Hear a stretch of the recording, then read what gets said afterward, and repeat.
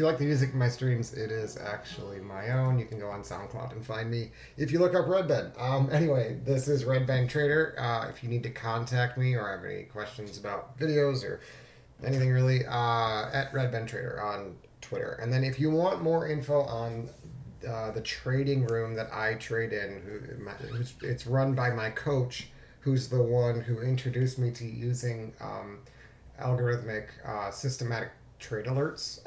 And so all the stuff we're going to see today is basically thanks to Simon. If you want to be able to join us or at least check it out, or you have questions for Simon about the algo, email him at trade, the letter N, the word perform, at gmail.com. So now the algo that Simon uses is not quite this complicated. Simon's is the one in the room that everybody uses is looks like this, and some people change the signals a little bit, maybe change the colors and stuff like that. But in essence, these are all the core symbols and alerts that we're looking at. So a lot of times, if you're looking for me, this is plenty, right? There's plenty of signals here to have a good trade repertoire. So when it comes to entry signals, they're primarily going to be on this chart. What I've done is added some additional filters and other signals with the same concepts, but like my own ideas. But the concept of like alert me when this condition is occurring, so that like based on order flow, so that I know to watch for entry signals A, B, and C, right? So there's all sorts of different patterns that I'm looking for. And I'm not going to go over all of them, but if you've watched some of my other streams, sometimes I go in depth with individual ones, and then other times we just talk about things generally. So I wanted to primarily do the stream today, not so much to go over specific setups, like and like teach you what I am, how my process works when it comes to getting into trades. I've got plenty of videos about how to get into trades and how I make decisions, and I'm sure we'll talk about it. But what I really wanted to cover is what I do when I don't perform well, or if I just run into some variance. So if I've got a day where I'm down, and today, and like, I mean, everybody has down days, right? Like today, I only traded in two of the accounts. I didn't have and I ended up here. What you'll see is I over traded, right? And you can see my trade count was really high, and my win rate on the on this account is ridiculously small, right? So you can now the good news is I did it on micros, because I was trying to experiment with something that I really shouldn't have needed to do with the Apex evaluation. Now thankfully, that's an evaluation account, and I'm using it as like as a playground basically, but it's important that I also practice trading on process. And so with the account with the larger loss is actually my primary account. So that, like, those losses matter to me. These ones don't. But the even in this one, my win rate is lower than it usually is, which happens. And then the trade count is higher considering the price action. So that, even if you're not self-aware of like where you are emotionally, if you see those kind of shifts where normally you're making like $500 to $3,000 on a regular day, and it's normal to have a red day, right? You have to recognize that that's not abnormal. You're gonna have red days, but what should alert you more than the P&L is the internals. When you're taking more trades, your win rate is not what it usually is, yet you're taking more trades, and the price action is not what it's not the environment where I would usually take a lot of trades. See, if I had 20 trades and it was a balance day, that makes sense because I scalp rotations, right? But today it was not at all. It started as a little bit of a balance, like it looked like it might be a balance day, but most of those trades were later in the day, um, trying to like catch a turn, right? Which is usually how my drawdowns happen. Is if I'm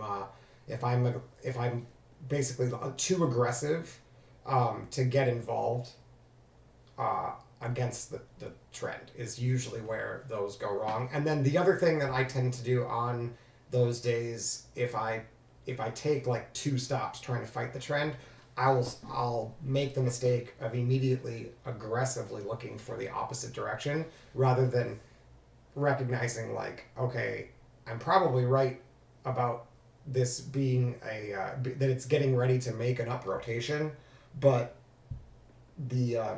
I don't necessarily have to be the first one who catches it, right? That's kind of the mantra that gets me out of that pattern.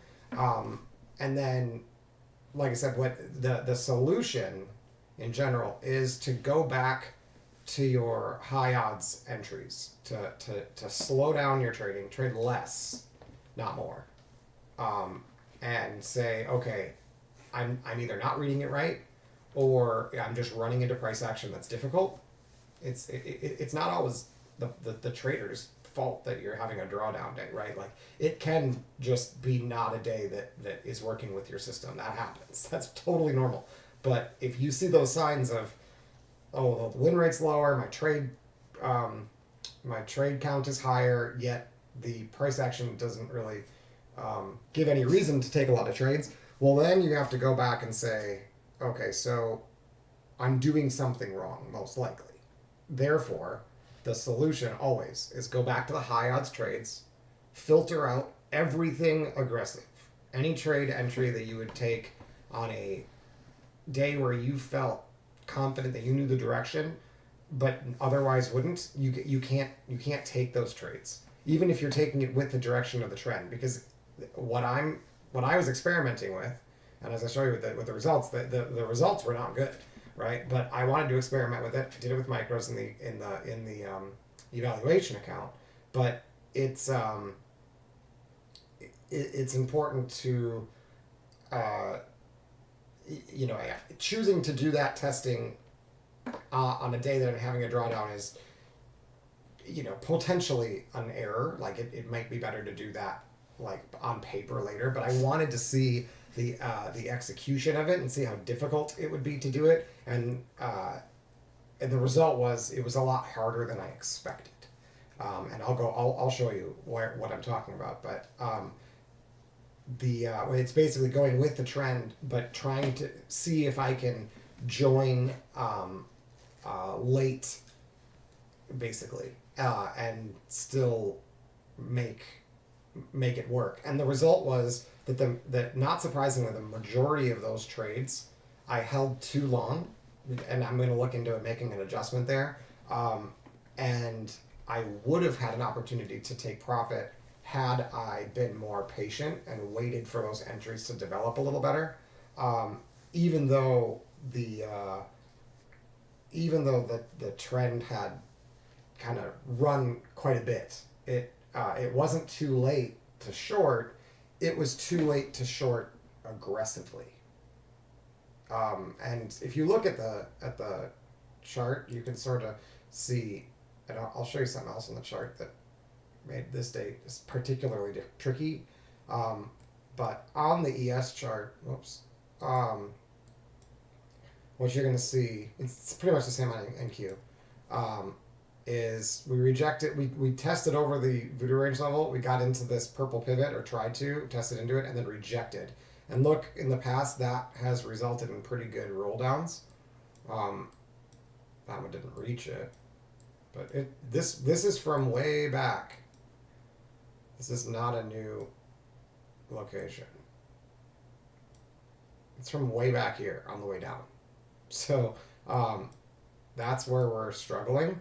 And once we rejected out of there, we had like a second attempt, right? So it was reject. Second attempt, we got a 30-minute close over the voodoo range level, which isn't always good enough, but it's usually a sign that they're going to try to go higher. And they did. They actually swept those stops up there, which was really sneaky. We had some signals up here to go short, and I ignored them, but we had it. But I didn't. I decided I'll wait for the long because of the bigger time frame having like a long bias. But I knew that eventually it's going to go, and the volume here was significantly higher than it's been. See that? The volume on the way up that were of all the trap traders, there were a lot of buyers up there, and so that right there is a concern. It was not the high though, so I was like, well, but this I forgot that this high was made during regular trading hours, so we don't have to take that liquidity anytime soon. But once it rolled down, the spot that I tried to aggressively save it was in here, and it lifted, but it didn't. I didn't take profits. I could have, but I didn't, and I was just a little greedy with it. Basically, I could have gotten out of it with a couple points, and instead wanted it to come all the way back, and thought I had a decent chance to return, because I saw this as what I was looking at. I just misread this. I was looking at this like we're orbiting and expanding, right? So what I was expecting is pull down and then bounce and rip back through here. But the problem with that idea, see, I was thinking on this low, but the problem with that idea is we had actually already made here a higher low. See this? That, or like a tweezer bottom, basically. That made this low really hard to recover.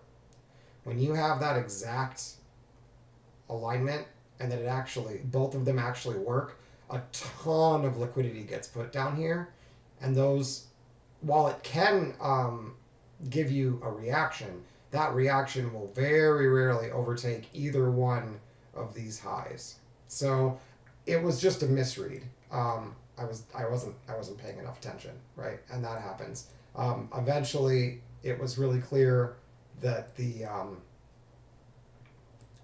trend was down, but it's interesting that it still bounced off this purple pivot, and that I didn't expect, because oftentimes those just rip right through, and it did, but it the fact that it took a break right there was just kind of mean, right? It didn't trap under here or anything, but it made it look like there might be a chance that we recover, and then once that was lost, you can see that now the pivots, the colored areas, the pink and the purple, they don't care about them, and the voodoo range levels, they didn't even pause, right? Didn't even pause. So that's a clear indication that this isn't some sort of balance, orbiting balance. This is just a trend. This is there's momentum. There's trap traders, and they are frantically trying to exit the market, not enter. So I could have taken the short here. See how the way these purple pivots end up working in trend days is and the voodoo range levels too, is the retests into them are good places to join the trend. So retest of the voodoo range level, good place to join the trend.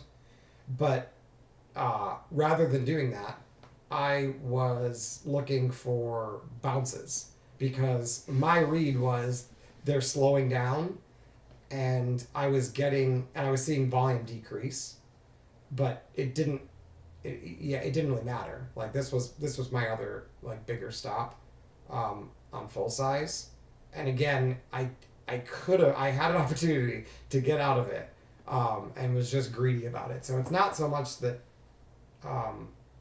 that it was a horrible choice. I think it was there. It might have been. I think it was this one. My entry was a little high, and I was like, now we're gonna, just thinking like I shouldn't have taken it. My real thinking was I shouldn't have taken the trade if I wasn't gonna hold it for what it's worth. So I'm just gonna let it play out. Was my thinking, which isn't wrong. It's just the risk there is you take basically 2 full stops, and so once I was at that point, I was like, okay, I can't be just aggressively looking for the turn.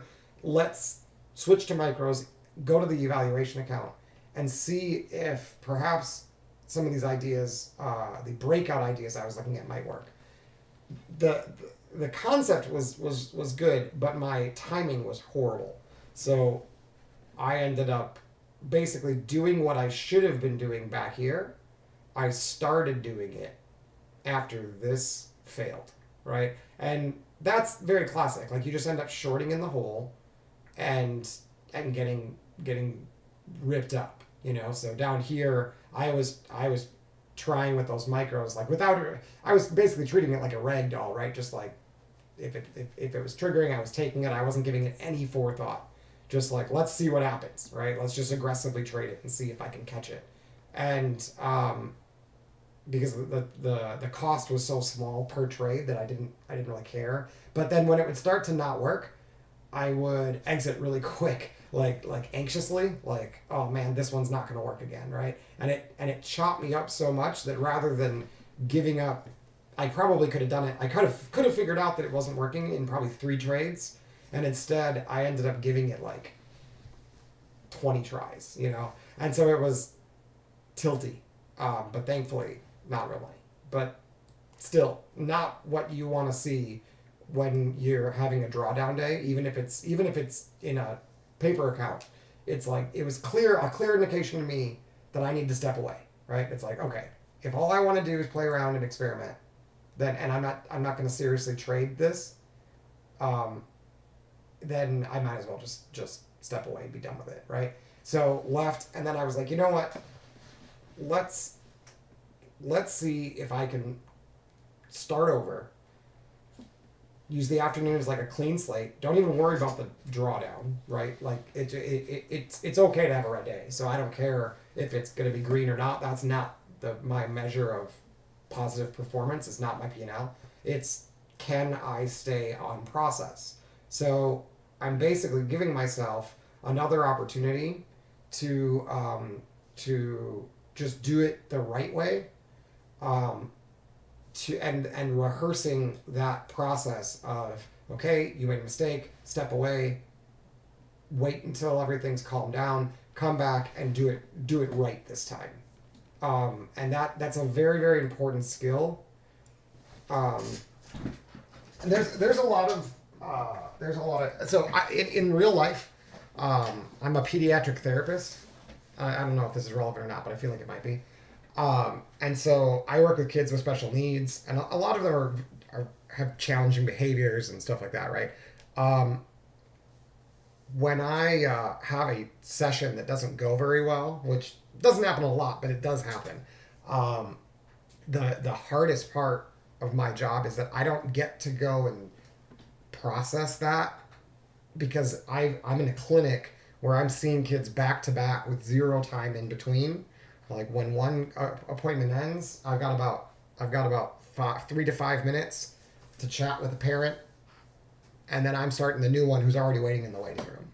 So I have no time to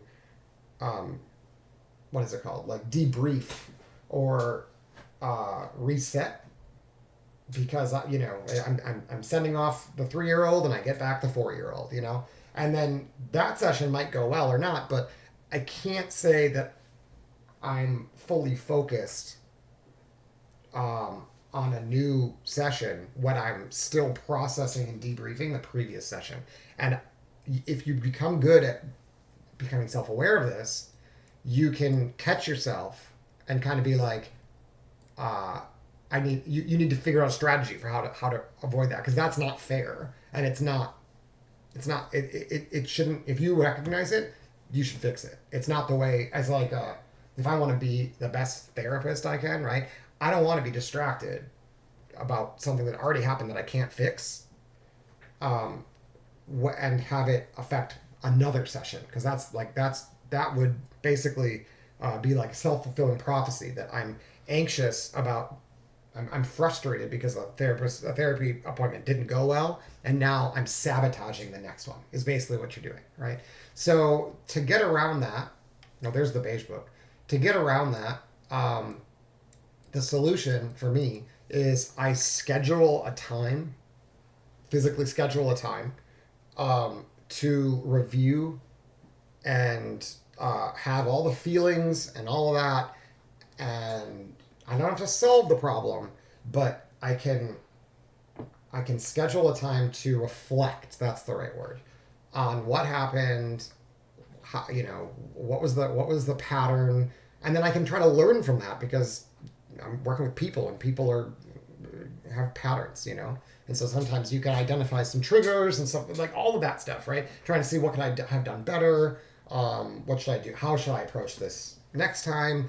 All of that stuff needs to be dealt with. And that's why your brain feels frustrated and anxious, is it's trying to solve those problems. But if you don't schedule a time to have all that conversation with yourself, you risk trying to solve the problems at the same time as you're trying to do other things, and the result is sabotaging the results of the other things. The whatever your production usually is, it doesn't matter what you're doing. Like in my situation, it's whether or not I'm being an effective therapist, but in trading, it might be the difference between having a red day and blowing up.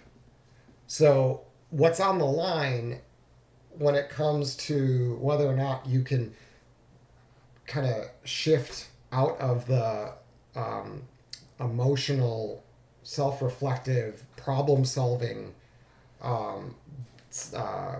brain and into the performance part of trading is a really important skill, and it takes practice. So so that's just that. I just wanted to. I thought it would be helpful to show everybody how, by scheduling a time. So I took a little time, right after making those errors. I took a little time. I reflected on it. The solution was, for now, I'm going to schedule a time to work out what I did wrong and all that after the market closes. But for now, let's practice putting aside those challenging feelings and those that need to reflect, and let's see if we can restart without having to go back and solve every one of those errors, because that's what my brain wants to do. I don't know about you, but my brain wants to go back and fix it. Like, I know I can't get that money back, but I want to know that I'm not going to make that mistake again. And so all of a sudden, rather than going from the performance mindset of this next trade needs to be on process, right? Or in other words, like, I need to follow my plan. I can only take a trade if it's got high odds. Like, go back to my plan, my trade, my business plan, right? And say, like, I mean, you do the same thing if you owned any business. So let's say you owned a corner market, and you suddenly, like, buy way too much inventory and you can't sell it, and you're going to end up having, it's going to spoil. You're going to have to throw it away, and it's going to be a waste. The solution to that, there is a solution to that, but the solution to that is going to take analysis. Perhaps you should sell it at a discount. Perhaps you're better off taking the loss and buying new inventory that's fresher, right? Like, there's all sorts of possible solutions, but to find the right one, you can't just do the first thing that comes to mind. You have to actually analyze, why did I buy too much, or why did I run out, or whatever, right? Like, you have to go through the process. And while doing that, if you made mistakes as a business owner, you have to process that too, because you don't want to go make that same error again. So not only do you have to solve the fact that you have an inventory shortage or overload or whatever, but you also have to make sure that you don't produce that same situation in the near future. The problem is you can't solve both of those problems at the same time. You have to either deal with the current situation or address how to avoid it in the future. It's really unusual, and I don't even know if it's even possible, but you'd have to be very creative to find a way that solves both of those problems. But they're both important.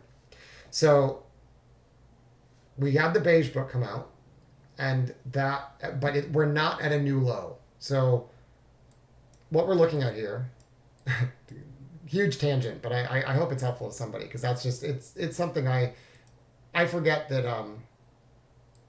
yeah, it's something you learn, and not everybody knows how to do it. So I'm trying to grid these because I'm using two different time frames. The one on the left is the time frame that I'm looking for my primary entries on, and hold on, no, and then the one on the right gives me early warnings based on like patterns and signals on the chart of which direction I should be looking for, and sometimes gives me early trade entries. Like here, I got diamond and then triangle on a pink bar, and that occurred just as this signal was coming off, which is star down, box up. That's a nice signal, as long as you're going with some momentum. And then what we see down here, the white down here and the white that showed up here, says that that there is a potential for if the trade, if you have a valid trade signal in the direction, so white is bullish, brown or whatever, gold is bearish, and so it kind of matches the Renko, right? Like this is the brown, so that's bearish, and then this is white, that's up, that's bullish. So if those colors match, generally that is a way to if you wait, let's put it this way, if you wait for the color to match before you take the trade, I'm finding my odds improve that trade's going to work for at least 2 bars. So if I enter here, it should give me this bar being bullish and usually this bar being bullish. And then if you see it came over here, so you don't just enter because it's white. Remember, it's criteria for determining if you should be taking any trades at all. And so once I get the trade entry, which is here, I would expect 1-2 bars above me, so here, to be achieved before I get 2 bars. Before I get behind the bar I'm entering on, and behind the bar before it, for the smaller time frame. And then for the bigger time frame, it's usually just the bar I'm entering on. It's usually safe to put your stop there. Obviously, sometimes it gets hit, but notice that when it goes away, when the white goes away, there's also some patterns you can look for, especially in a trending environment. So I'm pretty sure once the white goes away, if you get this X in the direction of the trend, that's probably good to short. But I would prefer that I got the brown as well. But that's just an example. It's like if you were looking for a short there, that's the signal to do so. You just have to make sure it's not white underneath here, because you're trading with the trend, so you're willing to take aggressive entry. So this is I could probably take this, but it's aggressive, and I'm supposed to take conservative entries because I'm on a drawdown. But if I was trading aggressively, I would have shorted the X, and then you'd have to accept the fact that sometimes it's just gonna stop. And then the other question is this a good place to be aggressive? Which is, like I said, where I made the mistake earlier today. So I'm not going to take it. But it's good to note that in aggressive environments, that X does work often, as long as it's an environment where you can be aggressive, such as when you're trading with momentum. So in this case, there's hints that we don't have momentum to the downside anymore. If you look real close, the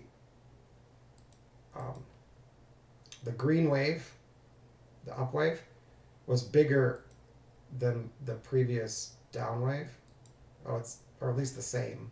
So there was a little bit of a hint there, but then even more obvious is that the at the time of the entry here, we had just, oh well, no, that's wrong.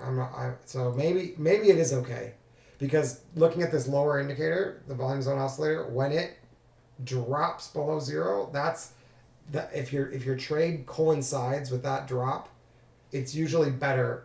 Or it can. I'm finding it can also drop below the 40 line, the purple here.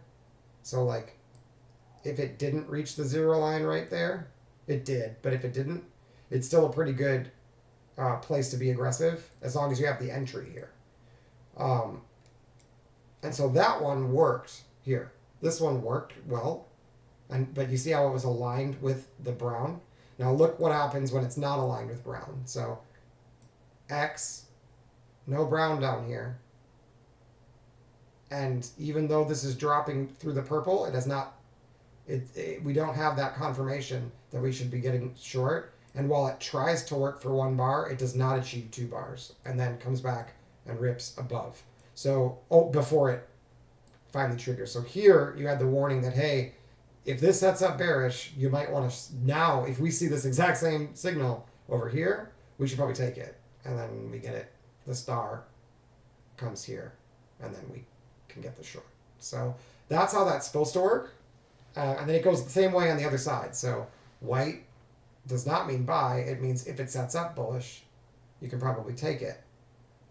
As long as it's a trade that fits the gear that you want to be in. If this is a situation where you want to be heavily long, then you can take this aggressive trade. If you don't want to be heavily long, you need to wait for a pullback.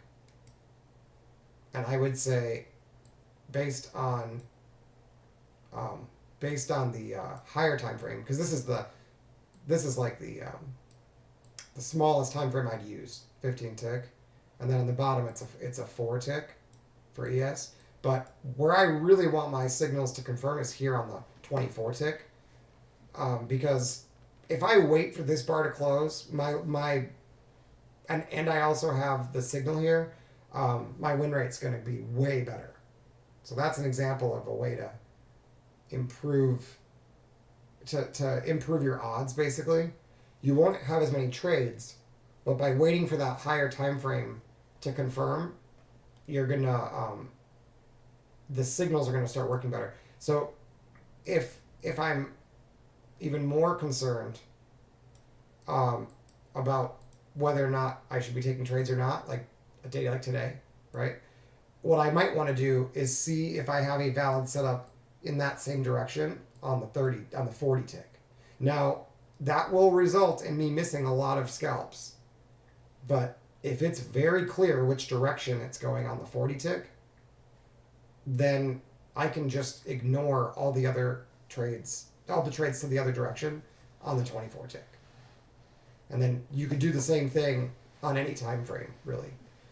So if you look at the 40 tick, I'll make it bigger. You can do the same thing, I think, with the 10 tick rank. That looks good on ES. Let's see. We don't have dominance though, but it's still a pretty good entry. But no supernova, so it's not the highest odds. But we did get it over here. It was just early. Let's just see what happens here. We might actually be pulling out of this area. Okay, I'll show you what I'm seeing. So this is purple bar followed by a star, and there was an apex here, and this trap back into the apex, and then this trap back into the apex. So it's also a trap on that. Now it's no trap on this time frame, but there's this guy, and this guy, and this guy, right? So if we can get underneath here and then come back up, it's a better trade, because on the higher time frame, then it'll be a trap as well. But this one, if you were looking for just 2 bars, keep in mind on the 4 tick, that's like 4 points, because you're getting in here 65, and you got 67. So 3.5 points. If that's enough, you can take those traps, as long as the condition's right? Like your filter is on for longs, and sometimes they're going to go higher. But what I found today was you get diminishing returns the more you're fighting in that basically the location and and range, price action range, matter a lot when it comes to aggressive trades. You don't want to be aggressive when your target doesn't give you a very good risk reward, because the aggressive trades are not going to have as high of a win rate. So all it takes is taking 2 or 3 stops in a row, and suddenly you can give up a lot of progress. So like here, if I was shorting pink bar followed by sign of aggression, like this one doesn't look great because my target would be just under this, but yet it works. And we had the filter to look for shorts, not longs. And then here, pink bar diamond, no filter. Oh yeah, it did. It had a filter. It was filtered for short, and that one immediately stops out before triggering to go short again if you get another signal. And you get the signal, but really you would have had to wait for this purple bar, and you would have shorted, and it would have immediately rejected. Why? Because you're running into support. So even though the signal might be right, the pattern might be correct, a lot of people are aggressively shorting there, and the trend is down. If you can't break this, it's not going lower. And instead, it'll come back and it'll steal stops. And that's the way it is on every single time frame. So, like here, pink bar, sign of aggression. But filter is on long, not short. So typically, this will not work. We'll see. But even if it was telling me to short, not long here, my target is here. And so it's okay to take it as long as you're okay with 3 points, a 3-point target. I'm not usually, I would like to think that I could get more than 3 points and not have like the nearby low within 3 points. I would rather have it move away from this area and then get a short there. That's what I would prefer to see, rather than being so close to this. Because, like I said, when this works, you get 3 points.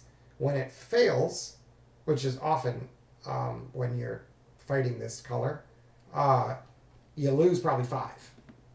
So it doesn't take very many of those, like I said, to wipe out a lot of progress. Now, like I said, the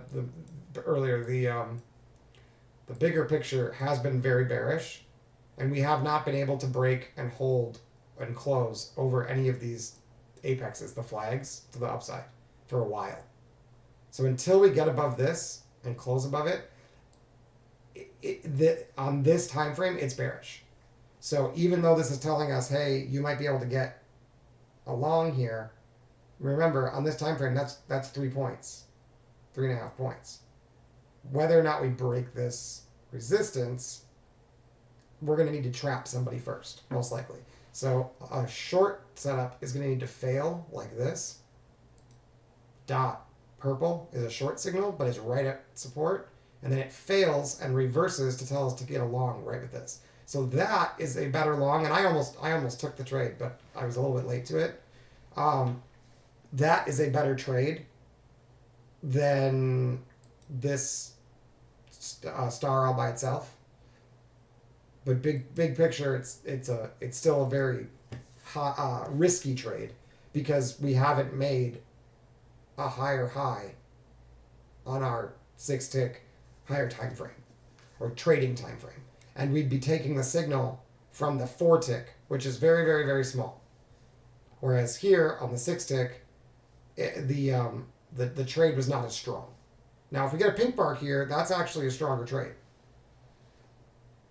But we don't have volume dominance, I don't think. I usually look at these little overlap, but I'm trying to make sure everyone can see what they want to see. So let me just make it a little bigger for a second, make sure we don't have volume dominance. We might have volume dominance. Let's double check this. So we're going to take the peaks, we're going to make a trend line. Oh, we do have dominance. Damn. I should have been drawing that earlier. Bulls have volume dominance already. Let's see if they can give me a pullback. Now, that might fail still.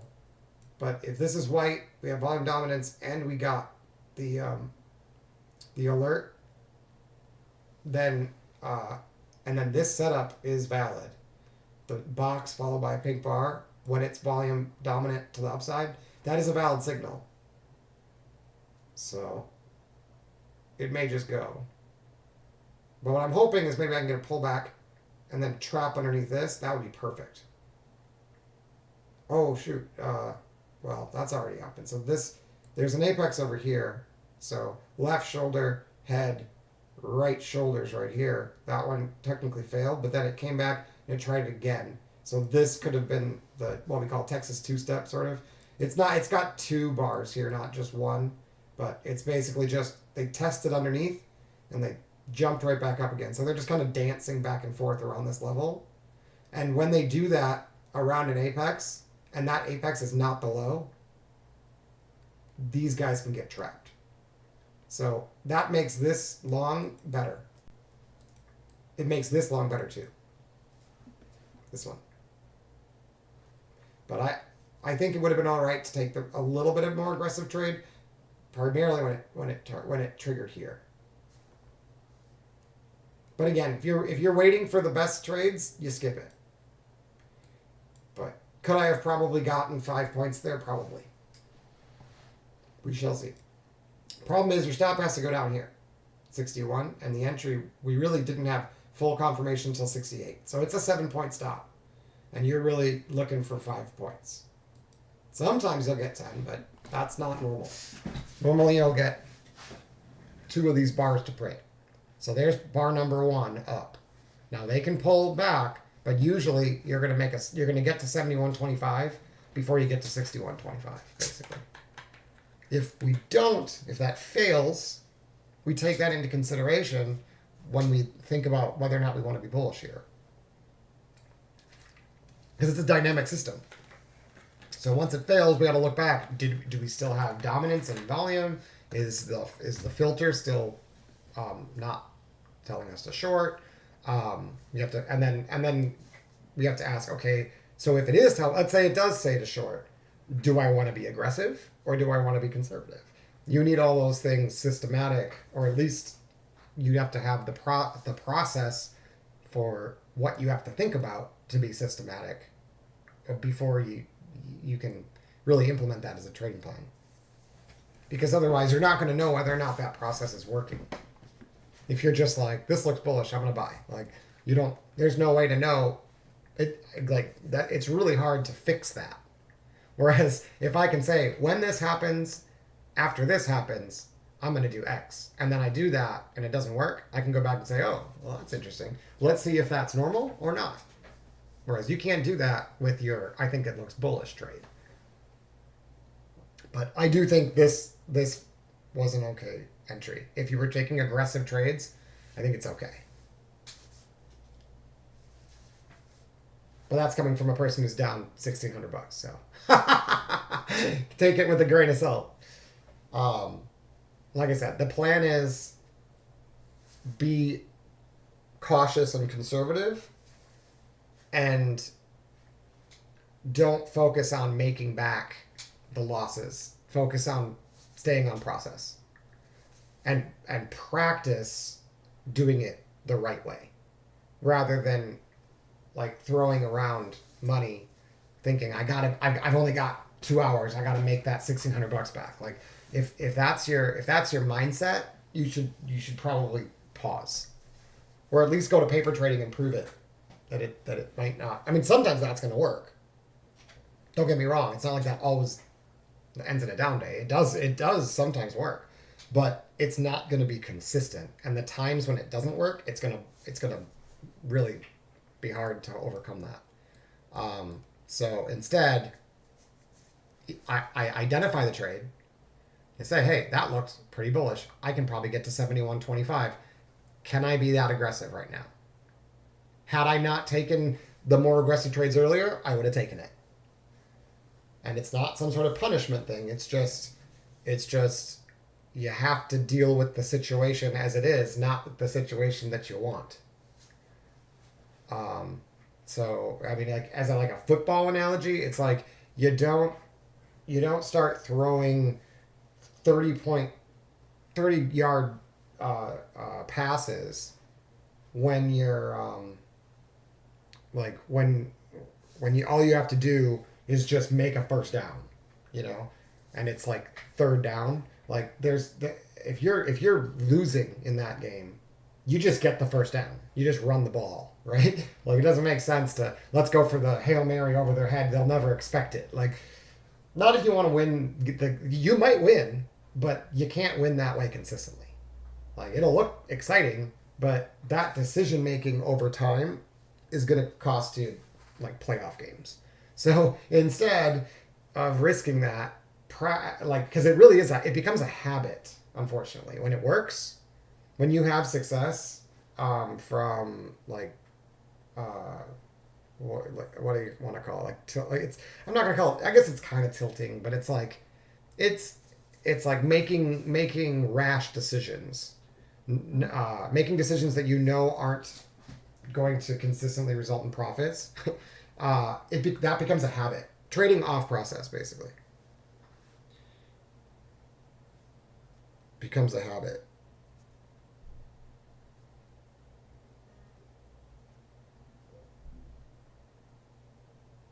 So try not to do it. Because the more you practice something, even if it's something you don't want to do, the more you practice doing it, the easier it's going to be to do. Okay, so we got the X here. See that? And that, like I said, those often are the apexes. They often get these little flags, particularly when you're not fighting a trend. So we're about to see very quickly whether or not bulls can hold this. Because if they're going to give up, it's going to be on a retest of this level here.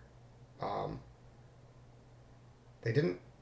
Well, they might not even get a retest. So maybe that trade fails. Let's see. We do not have any indication. Oh, on NQ we did get a short back here, but that was a while ago. So everything still says filter long, with the exception of ES6 tick. Now those signals are based on a different time frame and a different type of chart. So what you'll see, it's based on this. So what you're going to see is that because these bars form differently than these bars, what you'll occasionally see is a bar will form here, and then suddenly you'll get the notification that like this one that it already printed here, but it hadn't closed yet here. So you'll see it show up, and I have it set to show up at the earliest possible bar, not the current bar. So sometimes the white and brown areas will not align with where we are currently. You'll see them show up previously, but they won't disappear. They don't reprint, at least they shouldn't.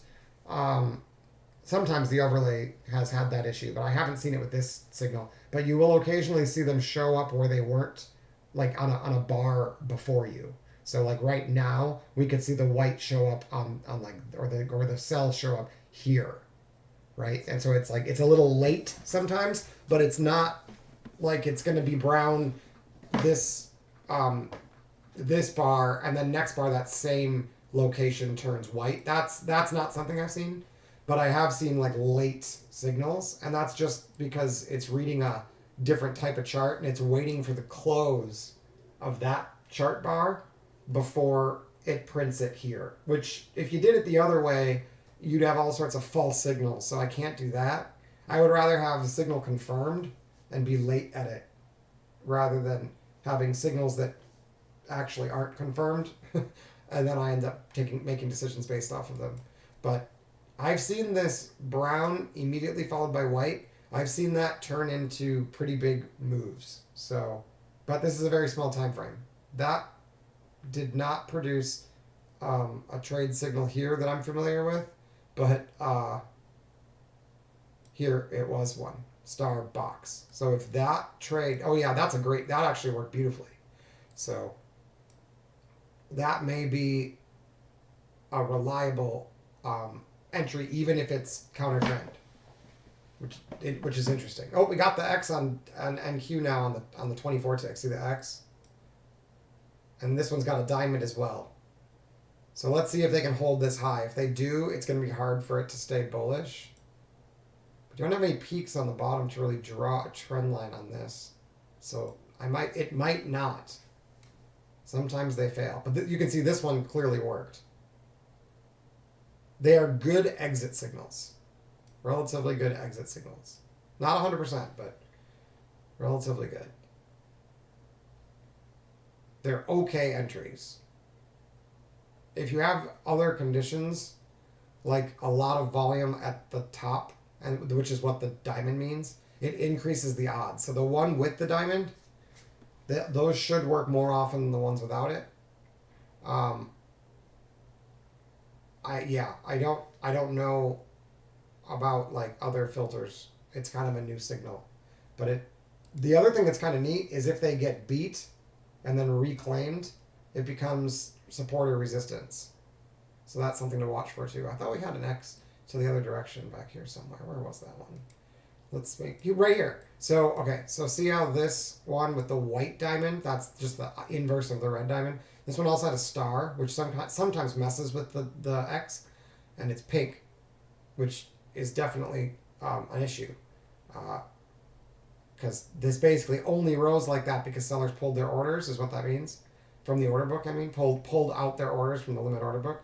So that one got beat and then reclaimed. See that? And then that support, that area, often becomes a pivot. So let's see. And it has not gotten a VPOC dash below it. So let's see. Maybe they'll give us another entry here. So that blue flashing is potentially divergence, but only if the that also is looking at the ES one. Where is that? That is coming from this. So this bar needs to close with it on for it to stick around there. So there's a lot of moving parts. But the good news is you don't have to watch it all. The whole idea of the alerts and the patterns is that you don't have to interpret everything. You can just say, I'd be willing to buy if I see X, Y, Z. All of the hard work of interpreting is being done for me by Sierra charts. And so the alert system is saving me energy from having to interpret all of that. I would much rather look for stars, diamonds, and X's than have to look at this and be like, where should I start?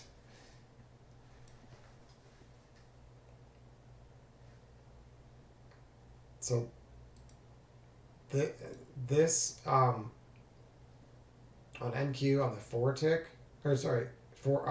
tick, this head and shoulders appears to be working, and that's what they're supposed to do, is give you 2 bars, right? But this is a big time frame. But notice that one got that really good signal, so it may make sense to when I get that signal here, where one is brown and the very next one is white, I may want to peek at the 40 tick and see if I can determine direction that way.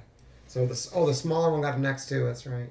Look at that. So NQ, NES, both of them, the smaller time frame got the X.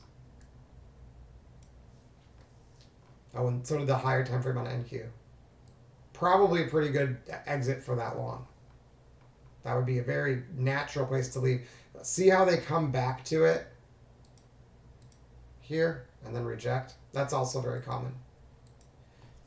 But like I said before, they did the same thing with that other one. This one. Right? Here. So let's see if they hold it for like a 1, 2, third time. I don't know.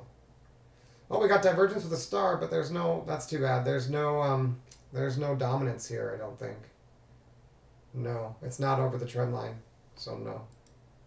Darn, that's too bad. Those are potentially really big. Now it does have divergence in the background. That might be good enough, actually. You know what? I think we talked about this. I think that's actually good enough.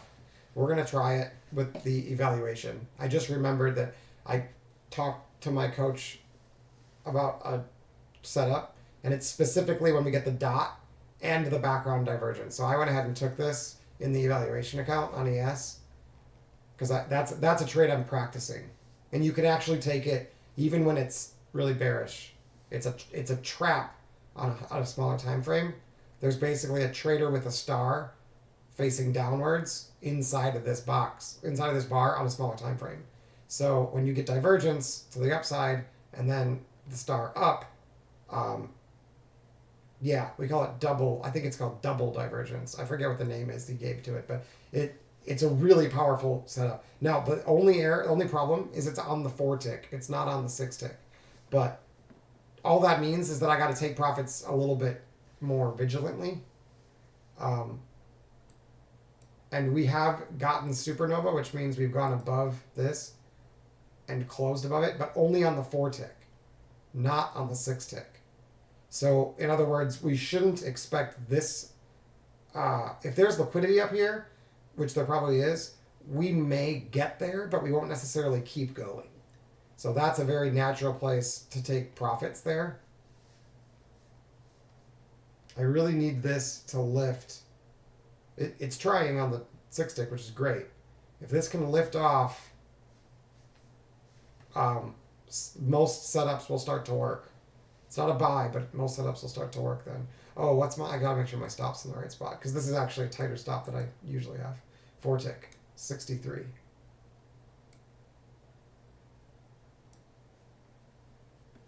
So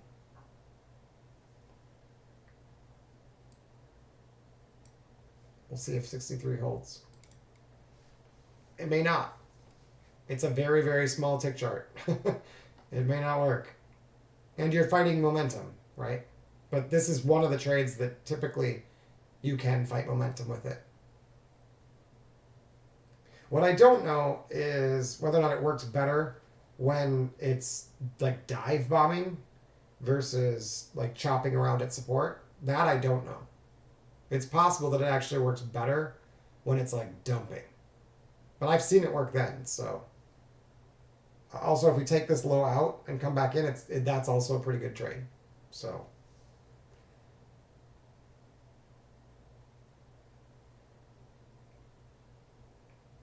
It's got to be right away, though.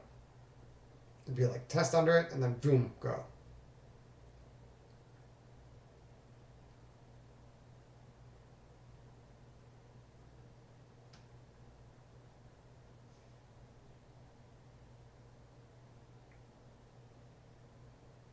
We did get pink bar star here, so that's usually bearish on the bigger time frame. And you can see the last time we got a color here, it was sell. So the higher time frame and the lower time frame are not in agreement, is what that means. Making this trade less likely to work, which is why I took it in the evaluation. And also because it's a new trade that's not high odds, as far as I can tell. I don't know how high it is. It's new to me. So I'm happy to try them and to learn, but not with real money.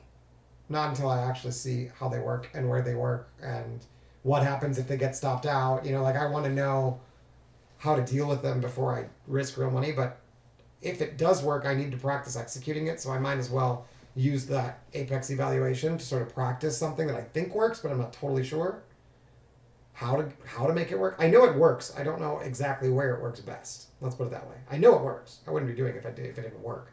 It just, nothing works all the time, and I don't know which filters to apply. Like, I don't know if this is a problem. Like, see how this turned brown? Maybe we need to wait for a white one now. Or if there's a white after this, is it an ad? Like that, that kind of stuff, I'd love to know that. But it's going to take time because it's a brand new signal. But that was a nice pullback. I would think if this turns white, my intuition would be that we'll probably lift, but I don't trade that way. But if you want to know what I think, I'd like to see this close bullish and this shading turn white here. And that would give me much higher confidence that this might work right away rather than needing to get stopped out first. But seeing this sell here is not usually bullish. So, yeah, they're going to take it. No, not yet. They're trying to save that low. I kind of doubt they're going to do it. It seems like kind of a weird place to hold. It's still based on that X right here that got reclaimed. They're still trying to bounce off of that. But like this is where I was earlier today. This spot, like this yellow box, is where I would think like, you know what, I can probably get like 5 points to the short side here if this breaks, rather than waiting for the the pullback first and then targeting that area as my 5 point target. This low, I was like chasing basically, because I get the short signal and I'm like, you know what, I bet I can still take it. That was my thinking. And you can, it's just that it's only going to go to support. It's not necessarily going to break support. Yeah, all it's doing is telling me what the likely rotation is going to be. So brown means the likely next rotation's down, and that's what's happening. When it's white, next likely rotation's up, and that's what happens. How far up is not included in that signal. No. Oh. 1 tick. Saved by 1 tick. Saved by 1 tick. Go, go, go. Oh my god, that'd be great. I put it 1 tick. Come on. Give it to me. That one, it always takes me by 1 tick. Is it actually going to save me by 1 tick today?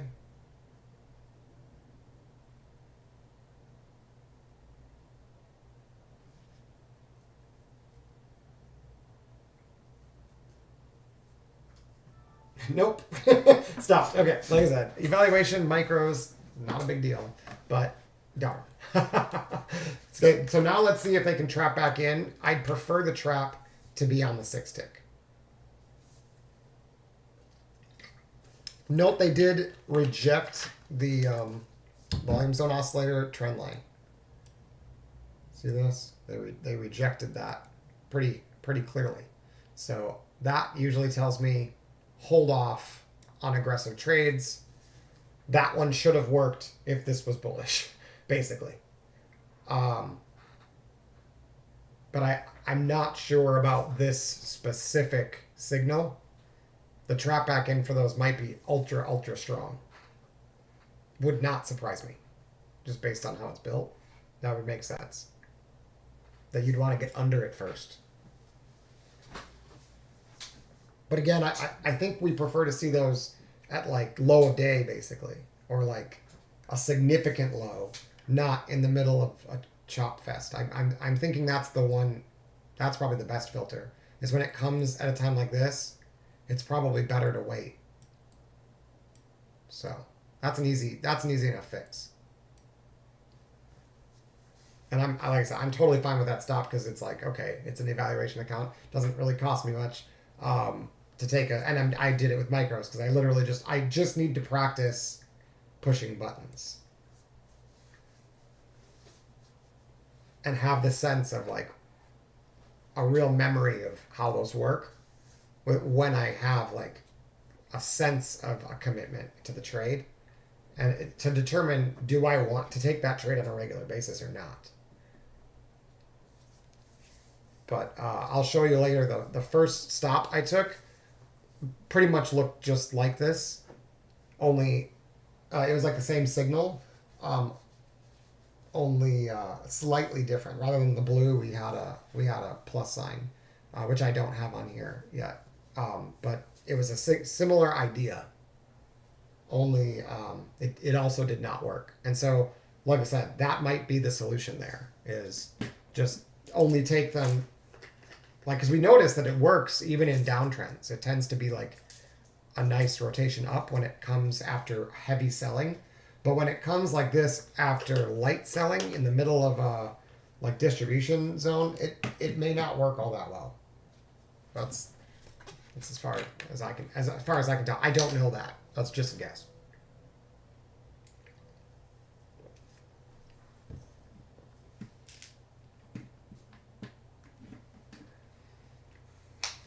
But yeah, that evaluation account's win rate is going to be horrendous, because I've been playing basically with all these new ideas in there. It's going to be like a 20% win rate by the end of the day if I keep making those mistakes. Thankfully, I'm doing it in there. It's almost like I said, it's like a sandbox. When they're 80% off right now, so it's like it's hard to pass up an opportunity to basically have something that it's like it's got the potential to turn into something real. But I can, for like $30 or something, I can have a sandbox to push buttons and get results and all that stuff, and then if it happens to work, great. I'll get another it'll be funded then. But if it doesn't work, it's like, okay, I'm out $30. Like, all right.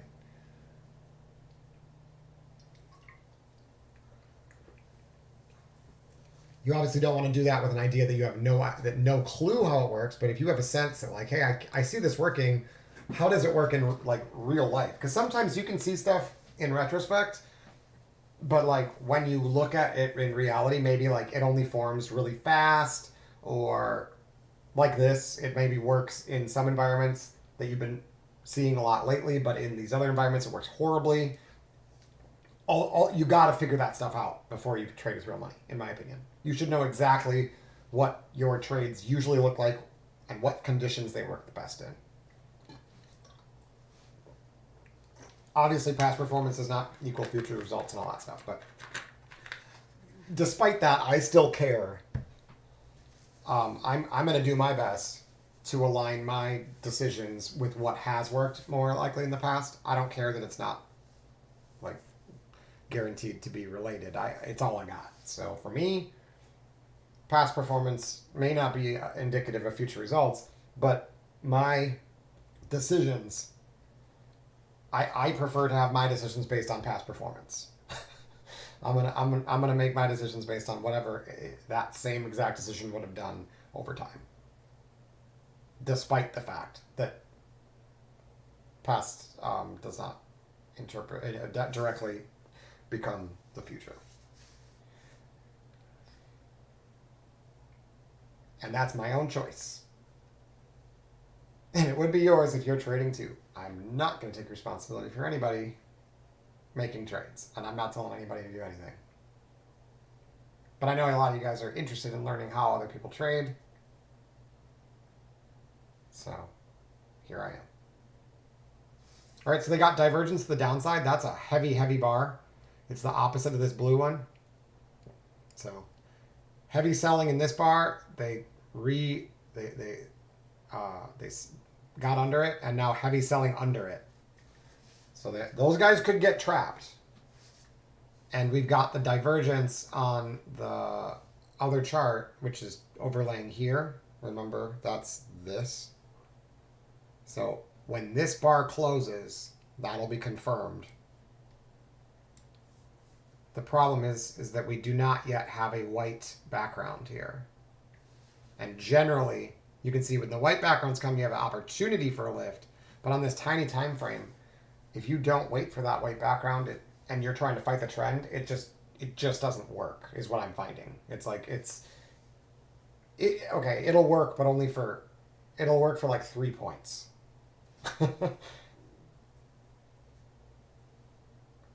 Now, I will admit that I don't think we had it at the low, so it's not that powerful. Let's see. At the low of day. Oh yeah, we did. We got it at the low. Cool. See, it's all buying and then selling only starts here. So it's not like it's perfect.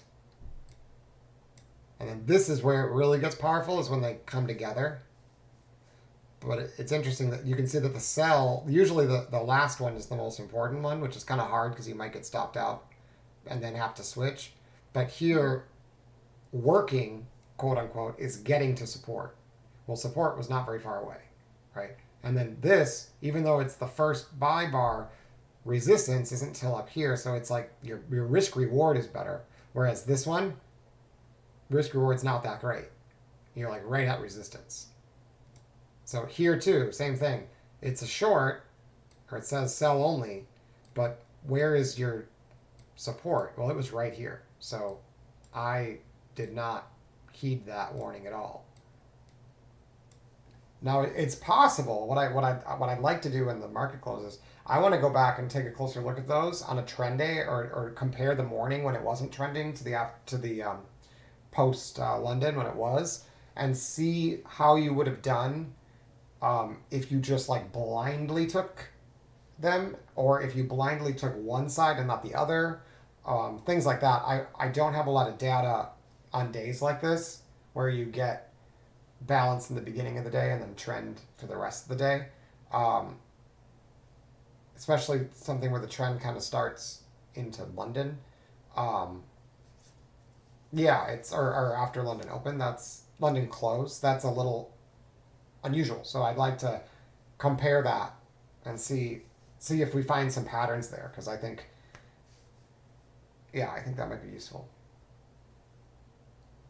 So I would not be surprised if we continue lower. That should be the base case. The problem is I'm not going to short the low. Actually, speaking of that, I might as well run to the restroom because I'm not doing anything here. I'm not going to buy it. Um, and I'm not going to shorten the low day. So I'll be right back.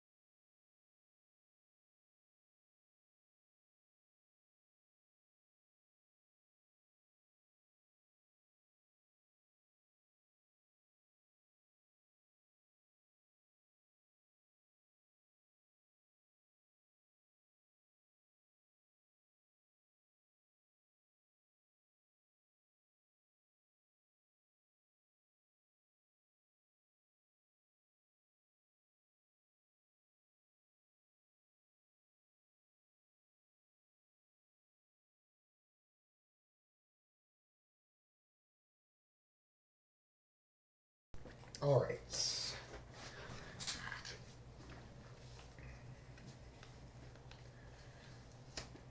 yeah, I'm not the type that I'm not willing to take the shorts into the low. I'm not interested in that trade. I know a lot of people like trading that way. It's not what I do.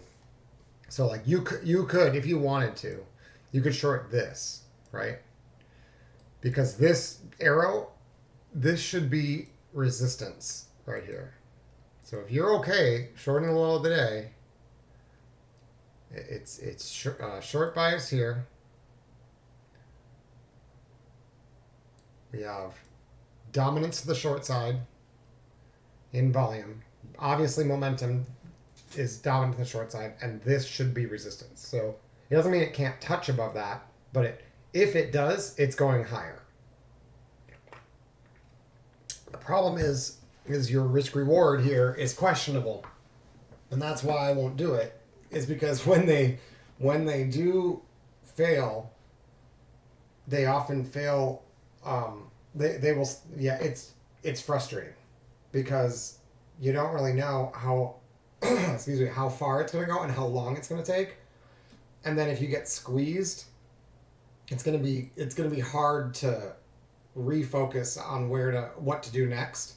It In my experience, it tends to lead to problems for me. So I'm not saying I have to buy it, but selling when it turns brown here excuse me, is yeah, it causes me problems if I try to do that. What I would prefer to do is wait for a lift, make sure it's not white, and then take a better setup, preferably on a higher time frame. Like pink bar star down, that's a good sell signal, right? And they had the sell intact there, so that I could have taken. But that occurred back here with the X. So that was a pretty good trade. And then, like I said, this one was aggressive, which is why I didn't take it with the real money account.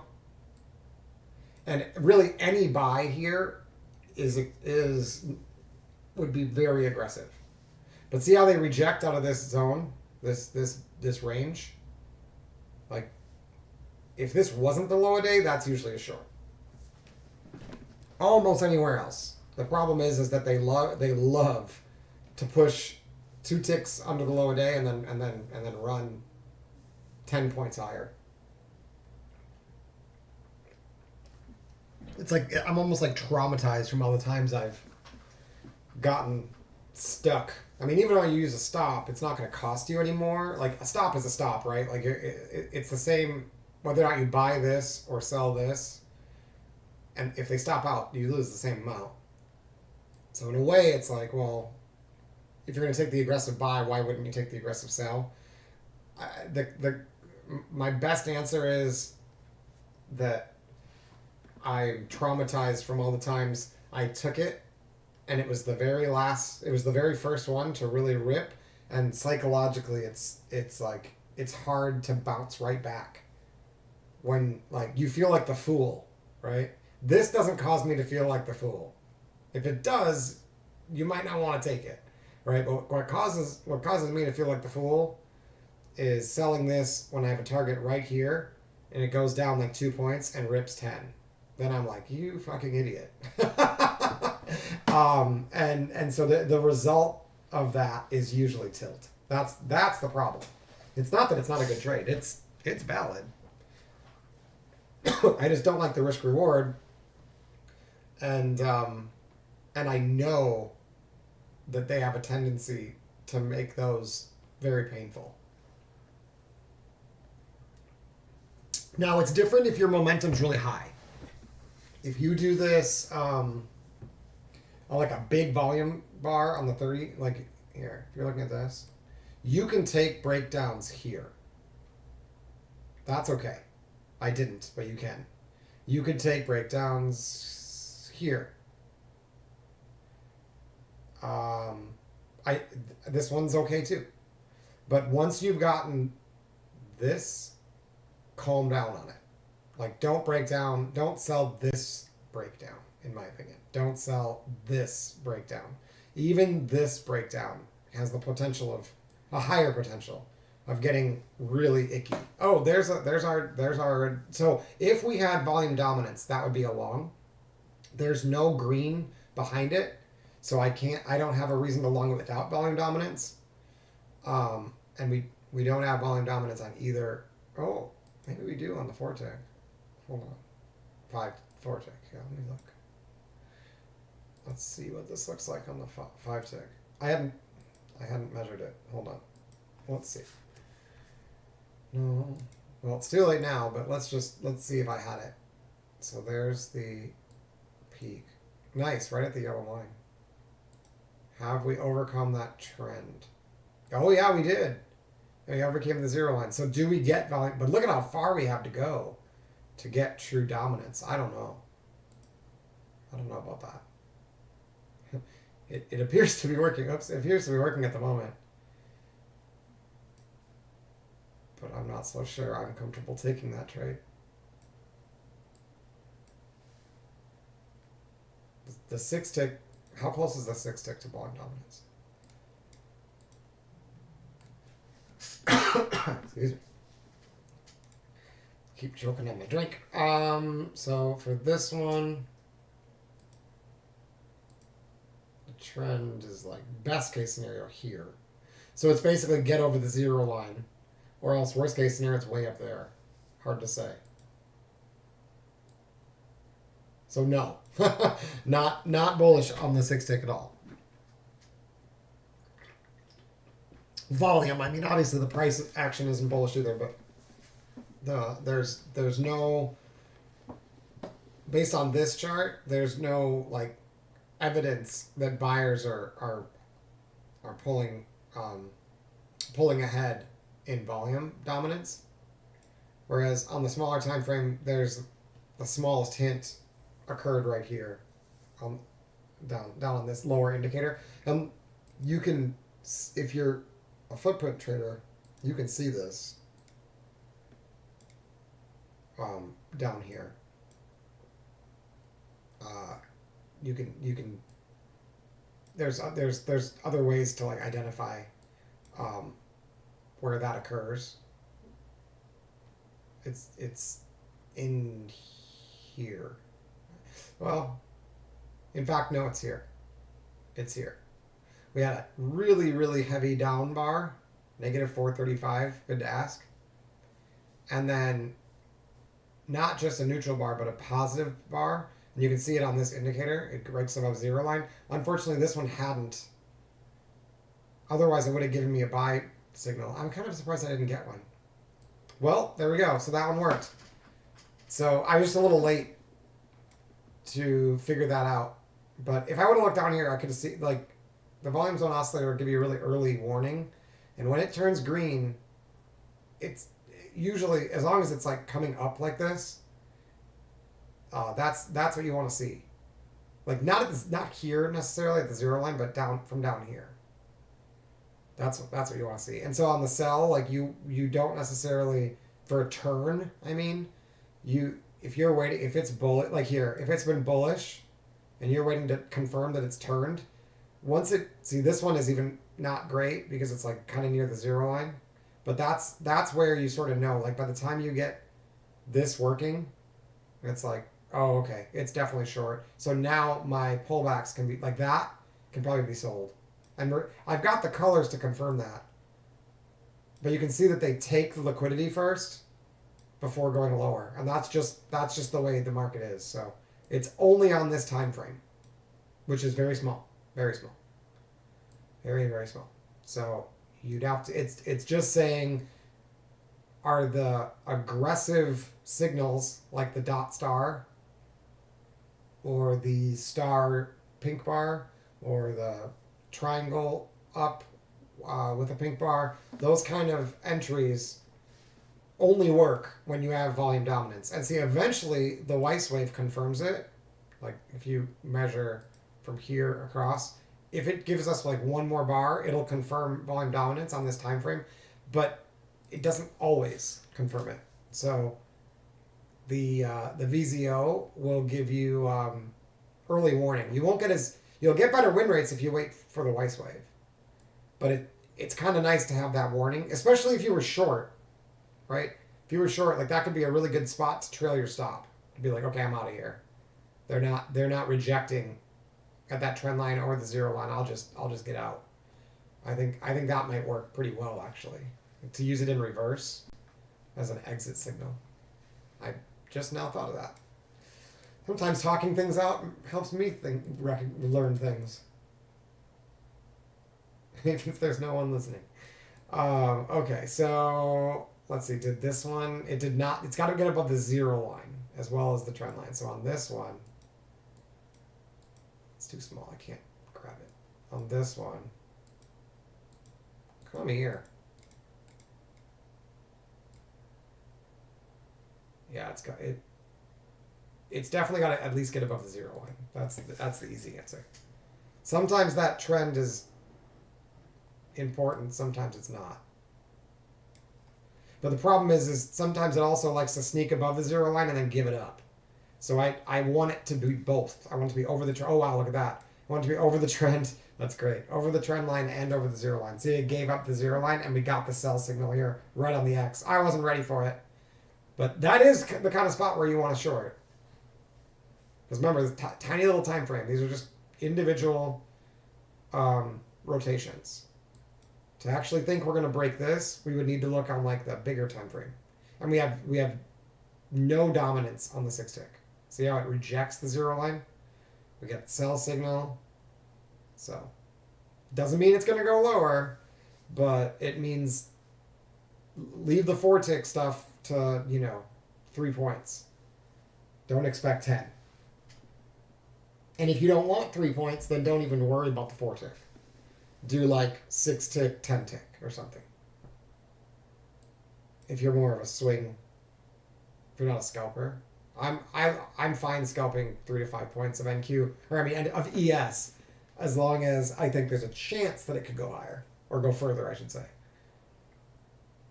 And on NQ, that number is probably about 10 to 12. I want to get at least 10 to 12 on NQ.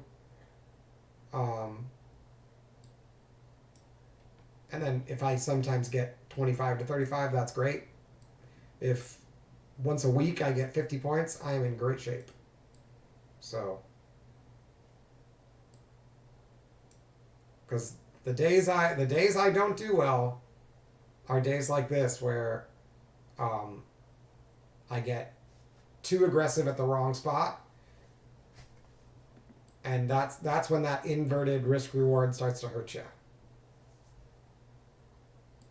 You need to take advantage of your win rate. If your win rate goes down and you have an inverted risk reward, you're going to lose money, right? You're not going to lose money all the time, but on the times, yeah, you will. There will be down days. But as long as that win rate is decent across weeks and weeks and weeks and weeks, totally cool. No problem with the down day. What is a problem is blowing up because you had 2 stops. Turning a negative $1,200 day into a negative 4K day would be a problem. Because that is not easy to recover from. Whereas the regular 2 stop and then settle down, look for conservative trades, be okay leaving the day as it is, you can recover that. Okay, they're trying to trap back in on this one, but notice we got the sell flag, the sell color here. So I'm not certain about this. I'm gonna look into it, but I'm guessing that probably makes this less good. And there's really no trap on the 6 tick anyway, which is where most of my trade signals are supposed to come from, with the exception of those aggressive ones, like the dots, and the triangles with pink bars, like these. But again, no. Oh, that's interesting. That didn't work very well. The bulls really have given up, I guess. That's usually a pretty good trade if it's bullish. And like I said, this looked like it was working, and then just like boom, failed. So to the low a day, I guess. I'm guessing. No trap back in here. I'm gonna assume that we're going lower, even though it is supernova here. We closed above this apex. We pulled back. This is where you'd expect them. Man, this is tough. That's usually a pretty conservative trade. I suppose if it traps back in, I'm gonna need to take it. That's a pretty good trade. I just hate the location. I hate being this close to the low day. But this is textbook supernova. Closed over a flag. Went nowhere though, but pulled back. Ugh, don't like it. Don't like it at all. See, I got the up rotation way back here, and that's already happened. See it? Tricky. Smaller time frame isn't getting any of those signals. Oh wow, it actually had a long way back there. Okay. Maybe, I don't know.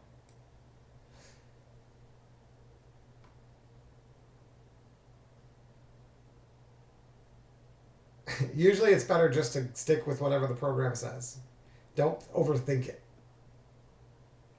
But at the moment, I'm thinking this feels really dangerous to be looking for buys here. But the system says if you can get under this, it's probably fine. And if you get under it and they respond, it's probably a fine place to buy. I just hate that there's apexes right down here. Ugh, gross.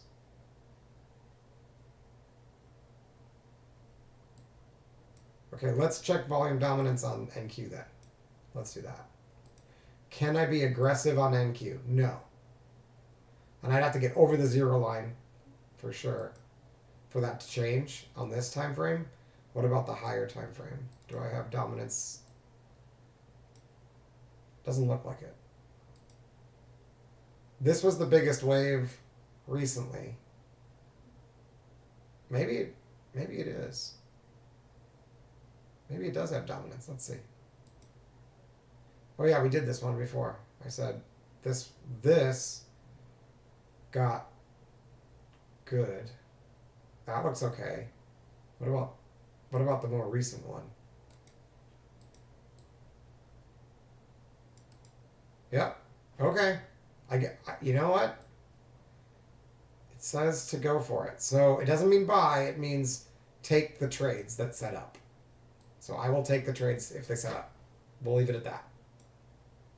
Am I thrilled about it? No, but I got to do what it says. So no shorts unless we lose this dominance. And if we can get just a little bit lower and come right back in again, I can get a definite NQ buy. And I can take it with the real account. Fun.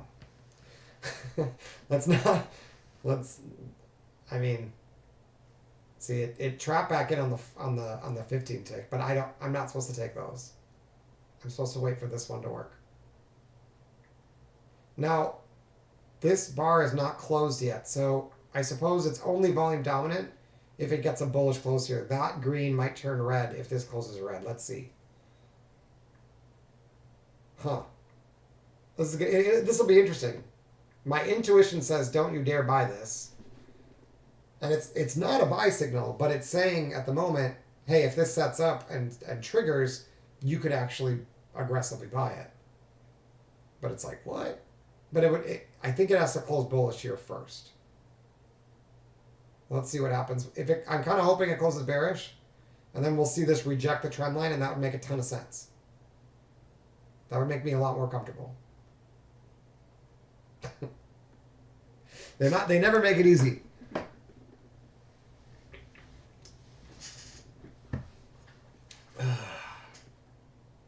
Whoops.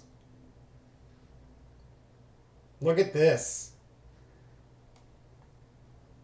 Oh my god, we get an X on the small time frame. They're trying to do it. Look at this.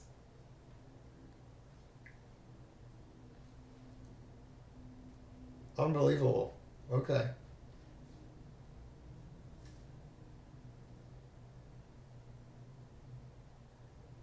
If this pops above 0 and we get a pink bar here, it's technically a buy on ES too.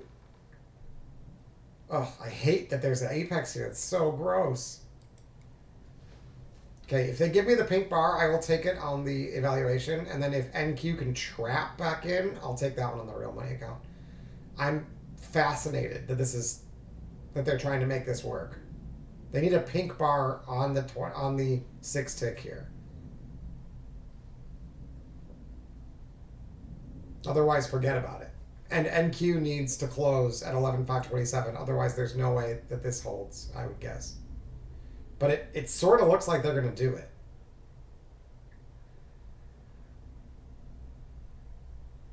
Bears have to beat this X, more or less. They don't have to do it in one bar, but they got to get under this guy. That's gonna cause problems for Bears to have Diamond X. This guy's gonna. Yeah, they need to take this level. Because remember, that was supposed to be resistance. And we've cleared it. And put an X there. Like, buyers are basically claiming that level. Look at this. They're gonna do it.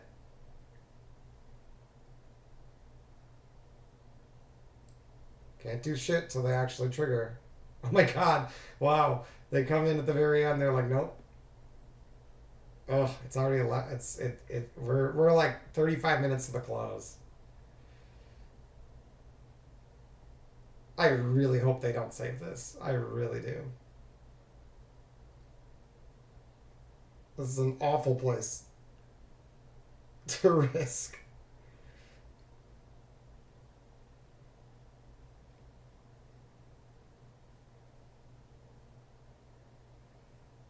Please die. Don't make me trade you.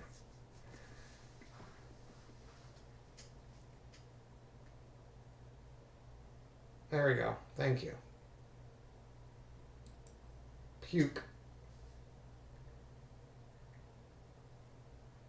Oh look, the volume zone oscillator is no, I'm looking at the wrong one. It still looks good. It's still fine. This is yeah. So they had bearish divergence on the MACD histogram up here. Right with the X. That's I've seen that before. So many things to study. Wow. They're just gonna take that X right away. Or not. It's a tiny, tiny time frame. It might not be quite that meaningful. But this one obviously did good. Did this have divergence? Hidden divergence, yeah? Is this lower? I can't tell. Might be even. But this is clearly higher, so maybe hidden divergence, and it worked. Oh my god. No. No.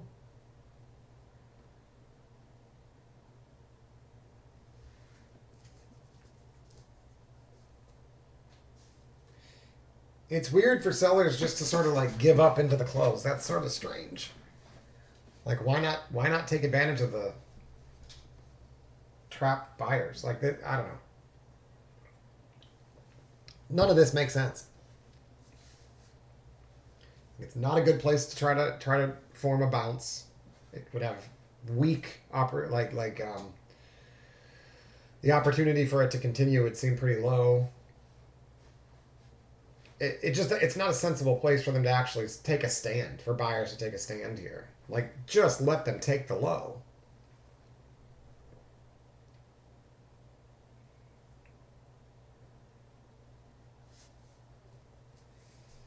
There we go. See, that there was no buy signal even on the 4 tick, and there's no buy signal on the smaller, or not buy, but the bullish condition did not exist here or here. So even though they had volume dominance, they didn't have the white background, and it worked here. But then they had it here, and it didn't work.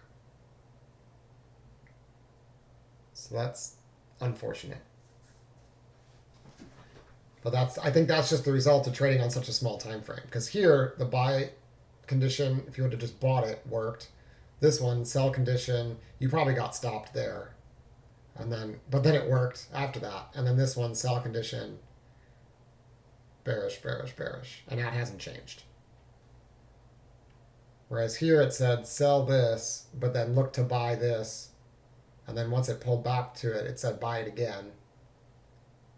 And that's all it's supposed to do, is just make an up rotation. We haven't seen another signal, so it hasn't flipped yet.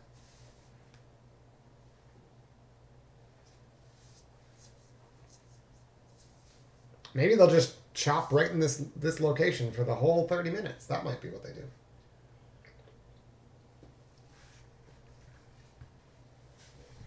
But the reason they're trying to hold this on ES is because they took. So these purple bars are an order flow signal that when buyers pull their orders off the order book and sellers get kind of like a free look lower without having to work very hard, you get a purple bar. And so once they print those, go lower, and then retake that area, it basically means buyers had no interest here, but suddenly were very interested here, and that's relevant. And so that level then gets tested and now given up. Okay, did they trap? Oh, they didn't trap on this one. Did they trap on ES? They did, right? That's a trap. It's got a close bullish. Oh my god, it's so close. No, it missed it. No, no or low. Just take the low a day. So I don't know if X box is very good, but it might that might be a pattern that works. I don't know.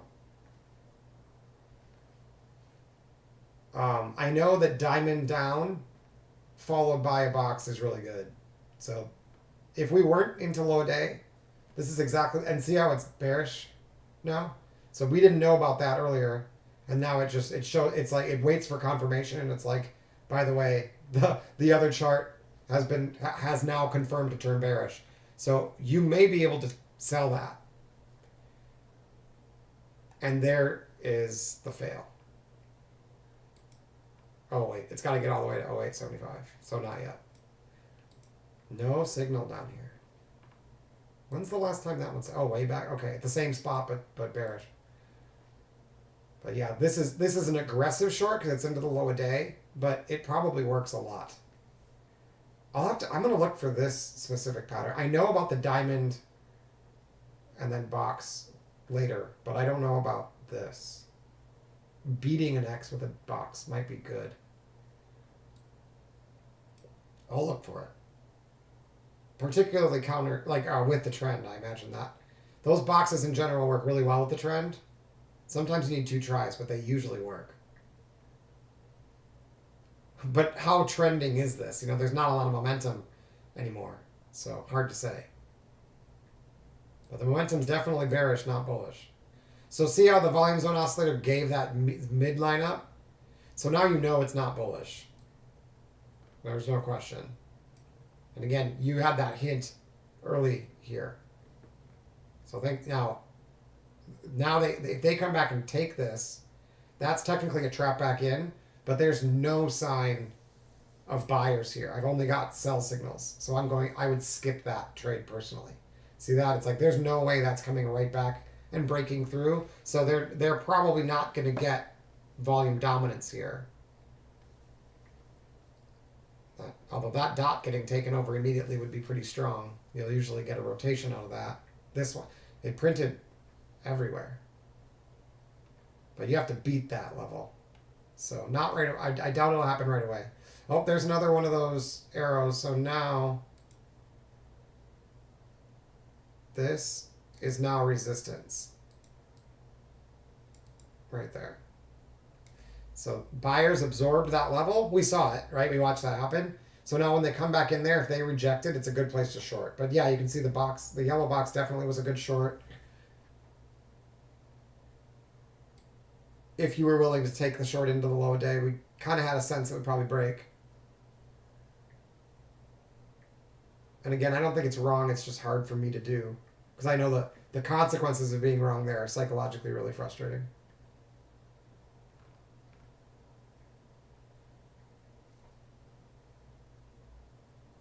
But sometimes you get a really nice push.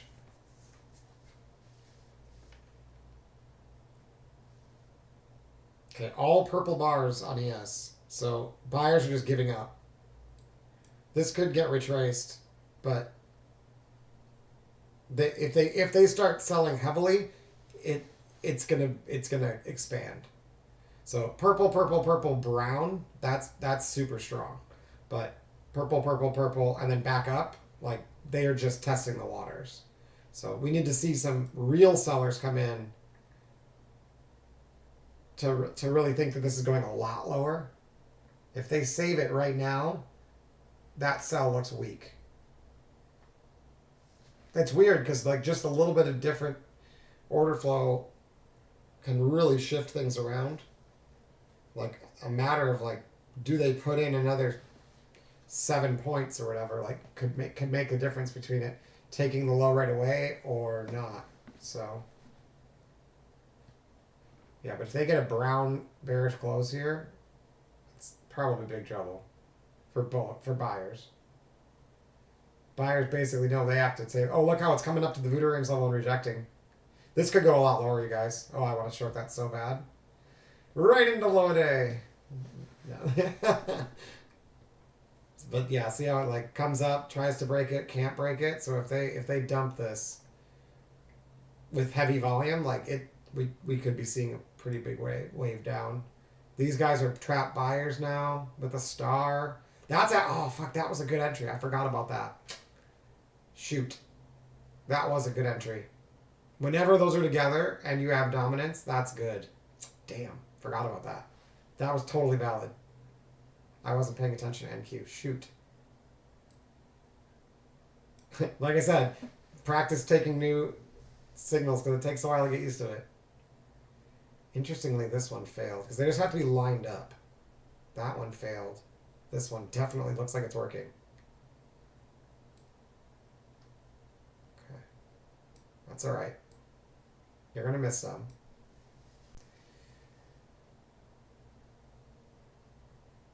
Watch it stop now.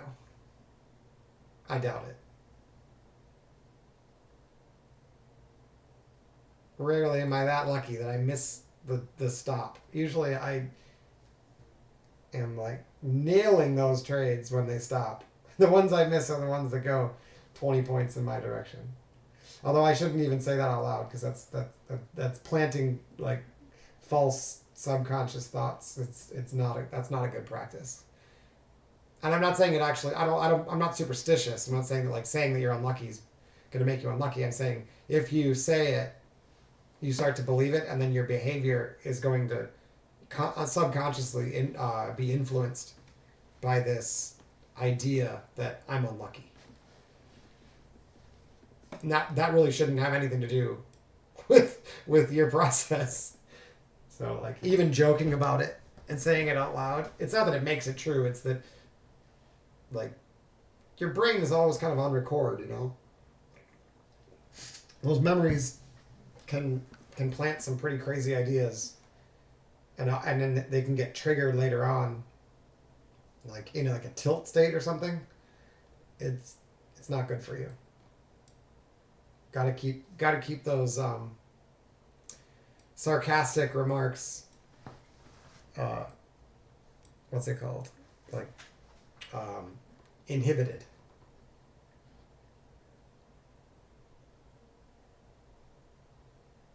But look at there we go. It's interesting that they can't get this going, isn't it? Like it's such a slow bleed. Like this took like 10 minutes to form. Like what? I'm not used to that. That's you in the past. That was almost always a sign that this is the low. It's like, oh, sellers are done. Buyers are gonna come in and spike it 100 points into the close. But that pattern has changed since 2020. But I mean, it was like that in like 2017 too. But not last year. And I don't know about this year or this month or right now. But that is not a consistent pattern. Just because they slow down into the low does not mean that it's bullish for the rest of the day. But I'm telling you, if you were around for more than a year and a half or so, that was like, you could literally just wait for this and be like piling in buys as soon as you got this kind of like slow, hangout, iceberg, boom. And then I remember asking myself, like, there's no way this is going to happen again. And then it would. So, yeah, not a pattern I would trust in this environment. But look at how hard they're defending though. I'm kind of surprised we haven't seen an up arrow here. Maybe it'll show up when it closes because it looked like they tried to absorb this pretty heavily. I'm not watching the footprint. Oh, they did. This might actually be a divergent bar. This may get a red background. Let's see. No, nothing. Wow. Surprised. This one? Well, that's definitely not bullish. Purples followed by brown is usually big trouble. I'm not shorting the low, but if this purple bar, the top purple bar, if that holds, you can short out of it. So now they should get a little relief and then roll over. That's usually what I would expect. But this one purple bar makes a big difference. I'm sorry, the non-purple bar. The one brown bar. The one that's not purple coming after the purples kind of traps these guys. And now we basically have to get above this to trap this guy. Okay, they are absorbing. That's interesting. Oh yeah, that makes sense. Sellers are just not letting up. That totally makes sense. Because that's an absorption sign. So it's saying sellers are doing all the absorbing. And see, when you get behind them, they become resistance. So we can go back and find another arrow. Arrow, right? Looks like support until you get behind them. Now, if it bounces, it'll be resistance. But, like I said, on the higher time frame, that's going to be really hard to overcome. I would imagine. Well, you do get a lot of volume into the close. They might do it then.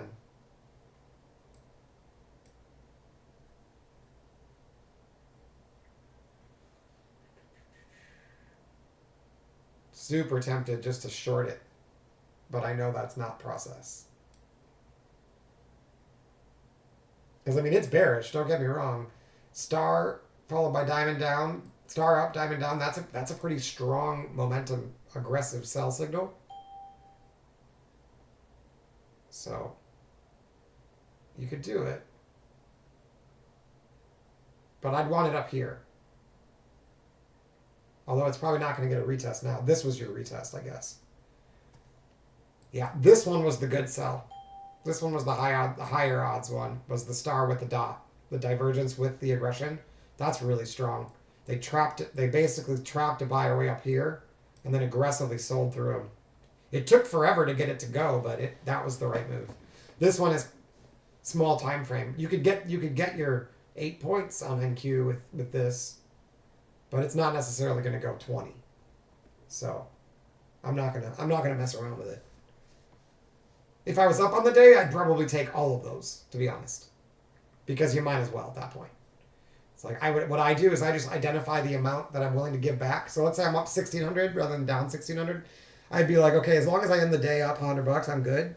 So I'll just turn it up and take all the aggressive trades that go in the direction of the trend until I give back, until I'm down to up $1,000. So if I had like one win and then 3 losses in a row, I'd just be done.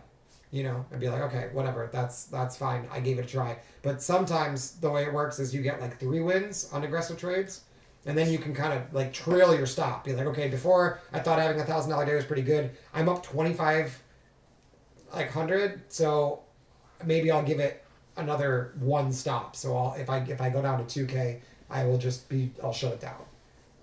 And you can go on runs. I'm telling you, like if you know the aggressive trades, if it's a trend day like this, they can work repeatedly.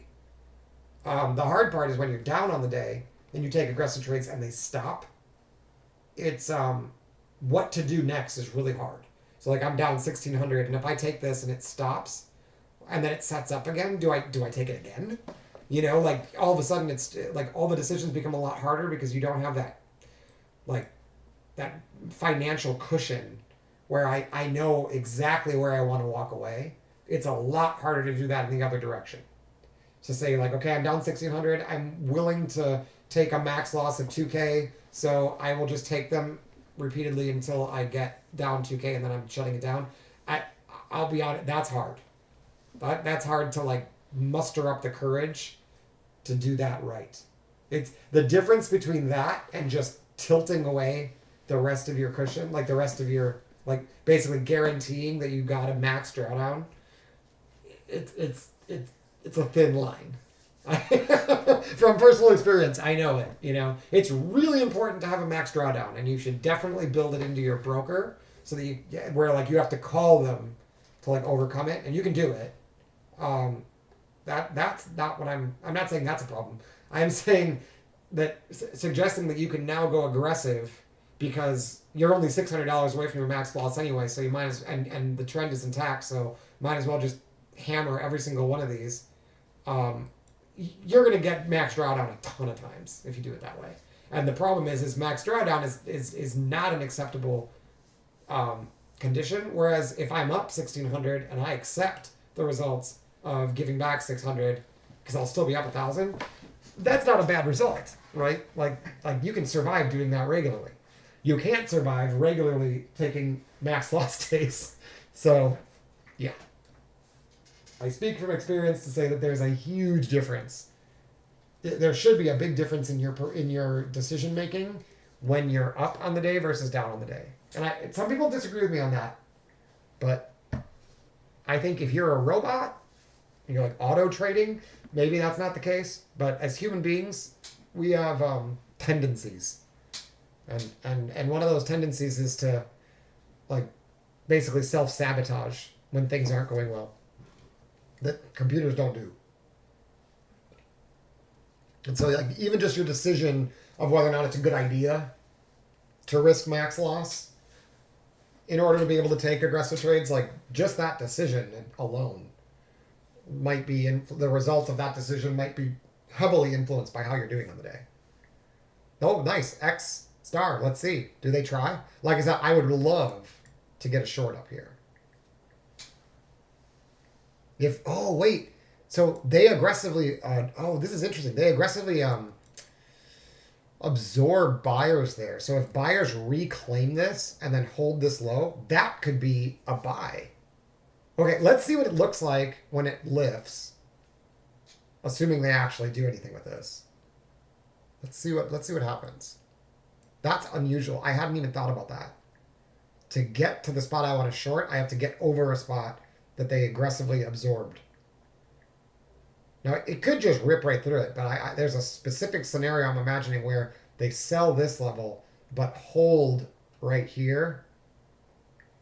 And because of this heavy absorption, that might actually work. Again, I don't want to get too dreamy when it comes to catching a reversal, but that is a sensible way to turn the market. And it would probably be the only way you could get through one of these like triple purple bars like this when it's followed by real selling, is you have to get over this guy and then aggressively push. And then when they try to defend, you'd have to hold this. So hopefully that makes sense. It's basically this, this, this. That's what we'd be looking for. If it doesn't do that, I'm not going to be long. And I'm honestly thinking it might still be okay to short this, even though you know that's possible. Because as long as these continue to tell me short, like look at how consistent that is. Orange, short. As long as you're going with the trend. There's not even a signal here. It still goes down. No signal, still goes down. Like you don't even need, it looks like, I mean, I'm not going to say you don't need the algo, but like even if you don't have algo confirmation in this trend condition, it may not matter as long, and what I ran into before is I was taking this and then it was sneaking under this low and stopping me out like repeatedly earlier today. So that, while it looks enticing, there's another one. See, right at low a day with the diamond. And yeah, this one too. Did this trigger? No. Not on NQ. Interesting. But earlier today, I took a ton of stops trying to be aggressive at the lows. And it could have just been due to poor timing. But I'm thinking that there's more to this signal than just short every one of them. See, this one might fail. Let's see. And I literally built that signal yesterday. Right? I shared, if you want to know, by the way, how to build these little flags, the little colors in the background, I did a stream on it yesterday, and it's free. So feel free to build it. I'm not going to say it's easy to build, but it's not impossible. You don't have to know very much computer programming or anything. Like you can do it. It just takes time. But hopefully by seeing the process, and then not only of how to build it, but how to optimize it, which is an even longer process, you can appreciate the really complex stuff, like the things my coach is doing with these like order flow levels, because those are a lot more complex, using spreadsheets and programming and all sorts of stuff. Whereas this is just like, hey, this condition has occurred. You might want to start looking for your entry signals. But what it appears to be doing is when the trend is intact with momentum, they may be good enough for entry signals. I don't know yet. I haven't had an opportunity to review any days with heavy selling because I literally built it yesterday live. So I've looked at it. I just don't have any metrics. So that's I'm not just gonna start. I mean, the only way you're gonna learn is by doing that research. But you don't have to lose money to research that. You don't have to do that with the live market. But once you think you have a pattern, you're gonna have to practice executing it. But yeah, there's no reason just to sell every one of them and see which ones work. You can do that just with a back test. You don't have to spend money to do that. So X, triangle up with pink bar. If it's bullish, that will produce a lift, and it gets squashed. So that's usually a sign that it's bearish. That's kind of obvious, but oh, nice. No dominance. It's not going to help. It's a really bullish signal. Not going to work here. Not going to work here. Oh, that was market on close. Damn, it's so close to being closed. Well, we'll review it. I'll stick around and review the day. We'll look at some of. I'm really curious about how to optimize this. So, oh wow, they're trying to make it work. Damn, too bad we don't have a lot of time to try to push through here, because I really do think they're going to try to get it up here. Maybe they'll use the volume of the close to do it. But there's no way I'd take this trade with this volume. No way. Bulls need volume for this to work. Those dots are divergent dots, and if you don't trapping a seller down here won't matter if the sellers control all these prices. That's the truth. So, and even on the higher time frame, all the volume is selling.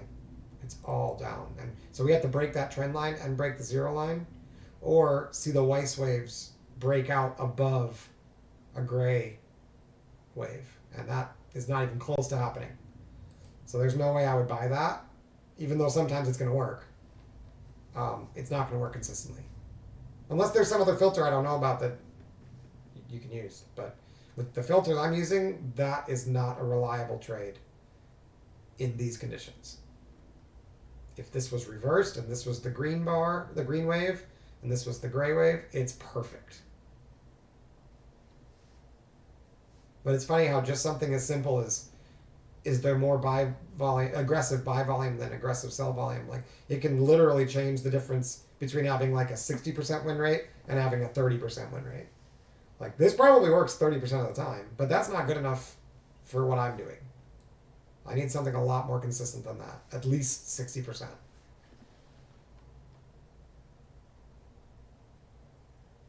But it is interesting that they're getting it to work. Oh, do they have dominance now? Let's check. On this tiny little time frame. Not sure which one to use here. Let's say this one. In that case, they do. But they didn't when this triggered. But they potentially do now. What if I use this one? Well, probably helps if I actually line it up. No. Almost, but no. So, probably doesn't work as the low, but you never know. In other words, they're probably going to need to pull it back, maybe trap underneath this low before they actually get this to go anywhere. And while it looks like it's like, wow, look how far it went, but this is a 4 tick, so your trigger is like 93, MFE was 02. So, I mean, that's not bad. That's not bad. Oh wait, that's NQ. That'd be not bad at all if it was CS, but that's pretty tiny for NQ. Less than 10 points doesn't pay me really anything.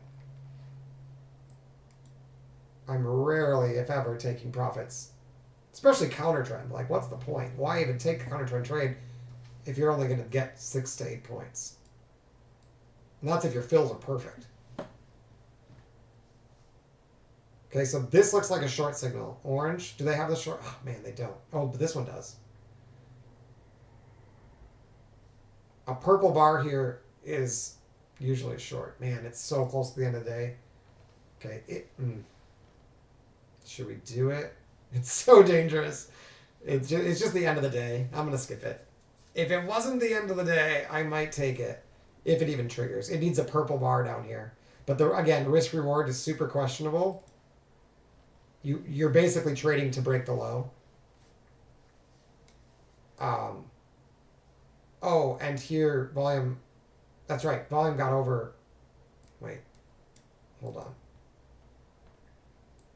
I deleted that arrow. I think volume dominance is now bullish, in which case it's not a good idea. Volume dominance is bullish. Don't do it. Don't sell. Buys only. For the moment.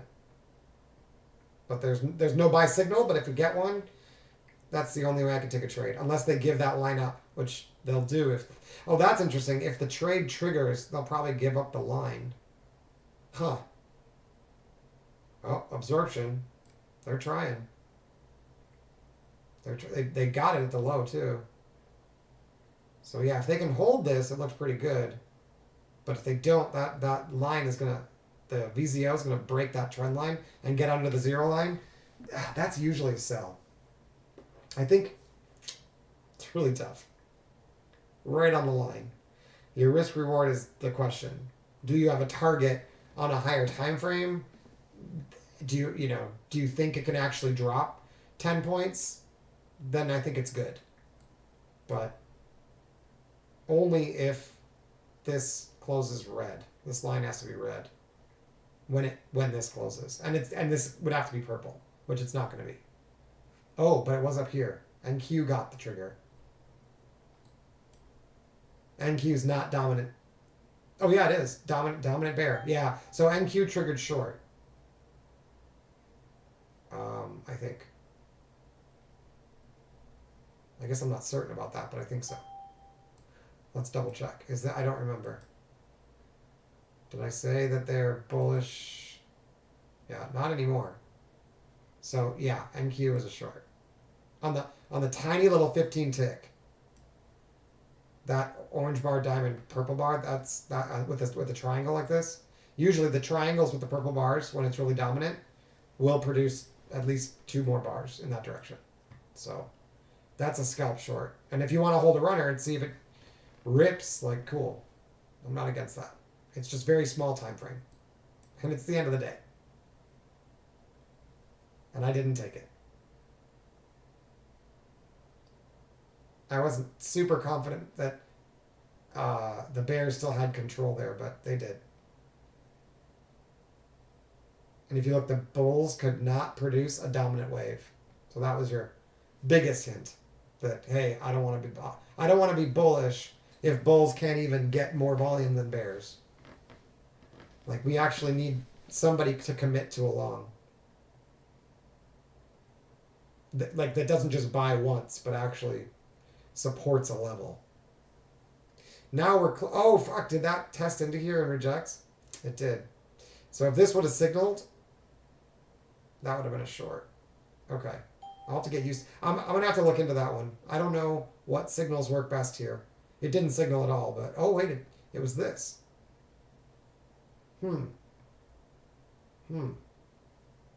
So red gets under, comes back, reverts with a volume shift. They shifted the POC lower and closed lower. So price and volume dropped from here to here. And alone, that's not always good enough for a trade, but with the trend after retesting an absorption point might be good enough. Okay, more absorption. They got under the blue one though, didn't they? Did they get volume underneath that? They did. This should be resistance. You could do the same exact thing.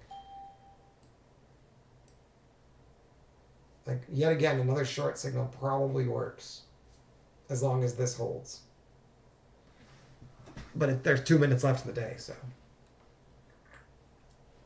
You're risking running into a ton of volume at the close. It's not usually a good idea. I mean, you got a 50-50 chance that it might go in your direction, and it's not unusual for trend days to close at the low.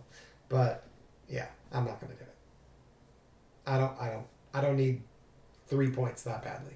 I'm totally fine taking a loss on the day. I'm just glad that I turned it down.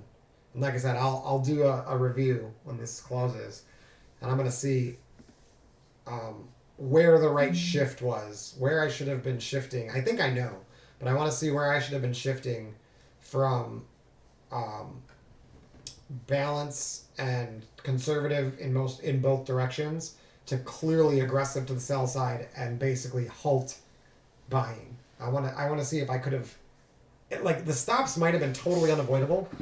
At least two of them, the big ones, were on process, and that happens. Like, you get stops. That's not the problem. My problem is that I didn't take advantage of the opportunity to shift aggressively to the short side because I didn't want to short into the low repeatedly, and missed a lot of opportunities. And then the one time when I tried to do it, it I got skunked. So I want to see when that happens. It basically like reinforces that fear of trading momentum, which is fine, I guess. But I would love to be able to have a better decision tree, basically, of how to handle the situation where it's not just trending, but you're actually trending into low of day or into high of day repeatedly. And if I may, with all these signals I already have, there may be a pattern that I can look for that would maybe warn me to stop doing it, and then or else the opposite. If I don't do it regularly, but there might be a pattern that says, you know what, this is actually a spot where you can go ahead and short heavily into the low. And this is a good opportunity to find those. So let's see here. So this does become resistance, not surprisingly. Let's just see if they reject it. They already closed. That was the bell, but it doesn't settle for another 15 minutes. So I just want to see if someone just suddenly comes up here and lifts it, because that would not be unusual. It's like now that the day trading folks are done, all the options are getting, like the single stock options are closing and stuff, or closed. All of a sudden you can get like a, what's it called, an inventory correction is not uncommon. Give me 1 second, you guys. As long as we're going to do the review, let me just grab something to eat. I got to break my fast. I'll be back in like, I don't know, 2 minutes.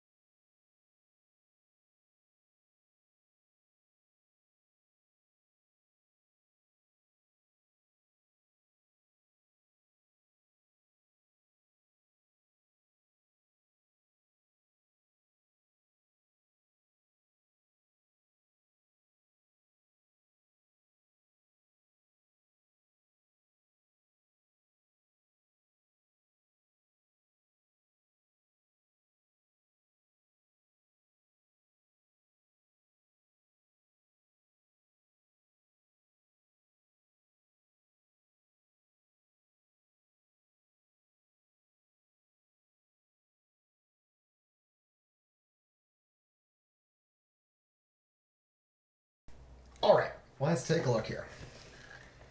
Let's see what they offered earlier today that I missed. So we're gonna start. I'm gonna start with ES. We're gonna start on the bigger time frame. We're gonna go back to. Now there was econ, right? This morning, and so like if you were trading pre-market,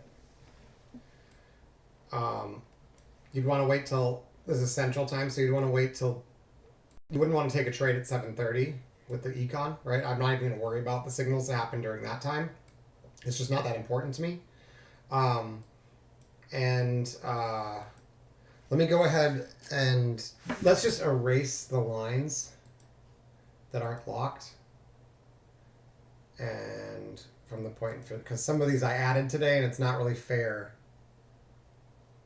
if I've got these lines already. So some of those were there already, but let's just get rid of them for now. Okay, there we go. So all the lines that were there now are the same ones that I saw, right? So this is just 6 minutes or 10 minutes after econ, so I'm not worried about this rotation at all, right?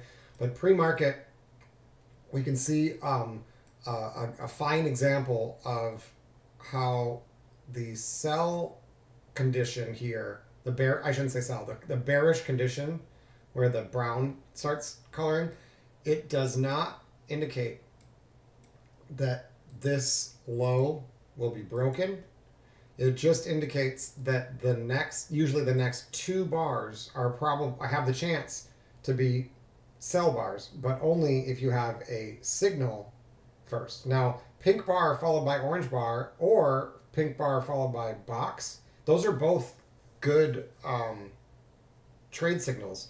But the problem here is that your risk reward is poor, right? You'd be getting in here and your target is like here at the next apex. Best case scenario, probably this one. But your stop has to go above it. So it's inverted significantly. Now, this one does hit the next apex and it goes even a little further and then reverses.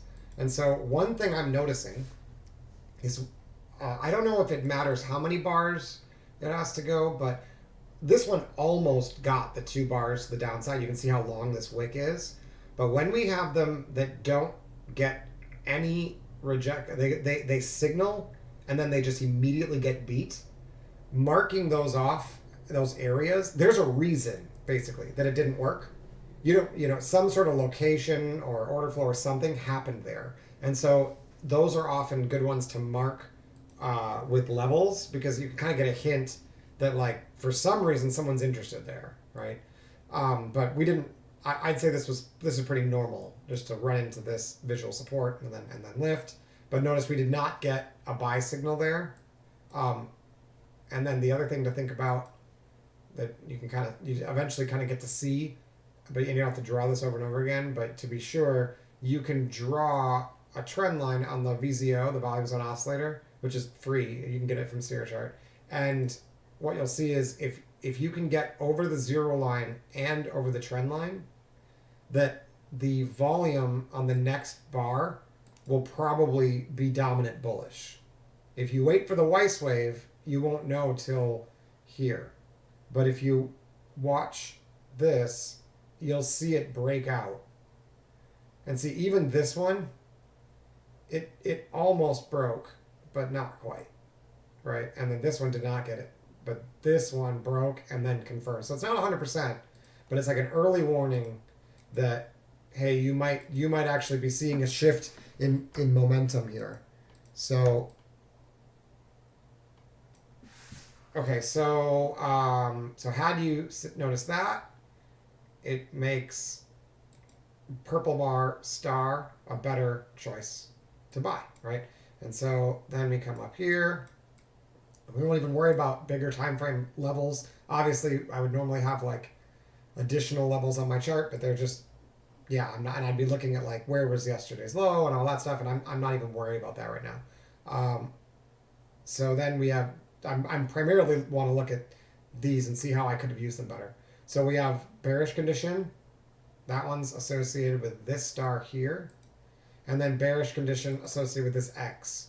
And one thing I'm really curious about is when I get the X and it's bearish, and I have bearish dominance, which clearly I do.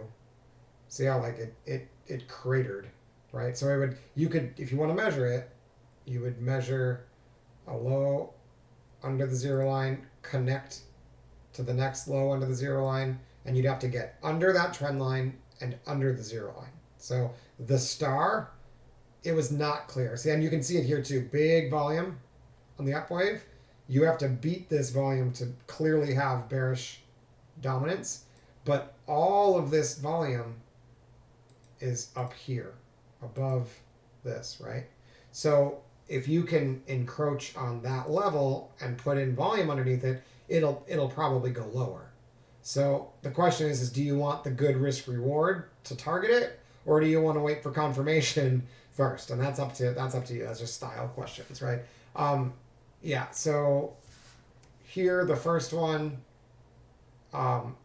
came up. It could have, if you didn't put your stop a whole point behind the bar, you might have gotten ticked there.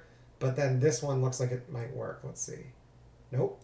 Goes 1.5 and then reverses. So this is starting to get choppy. And as I said, those X's do not always work. Even though everything else was lined up, that one did not quite go the full 10 points. So they don't work all the time.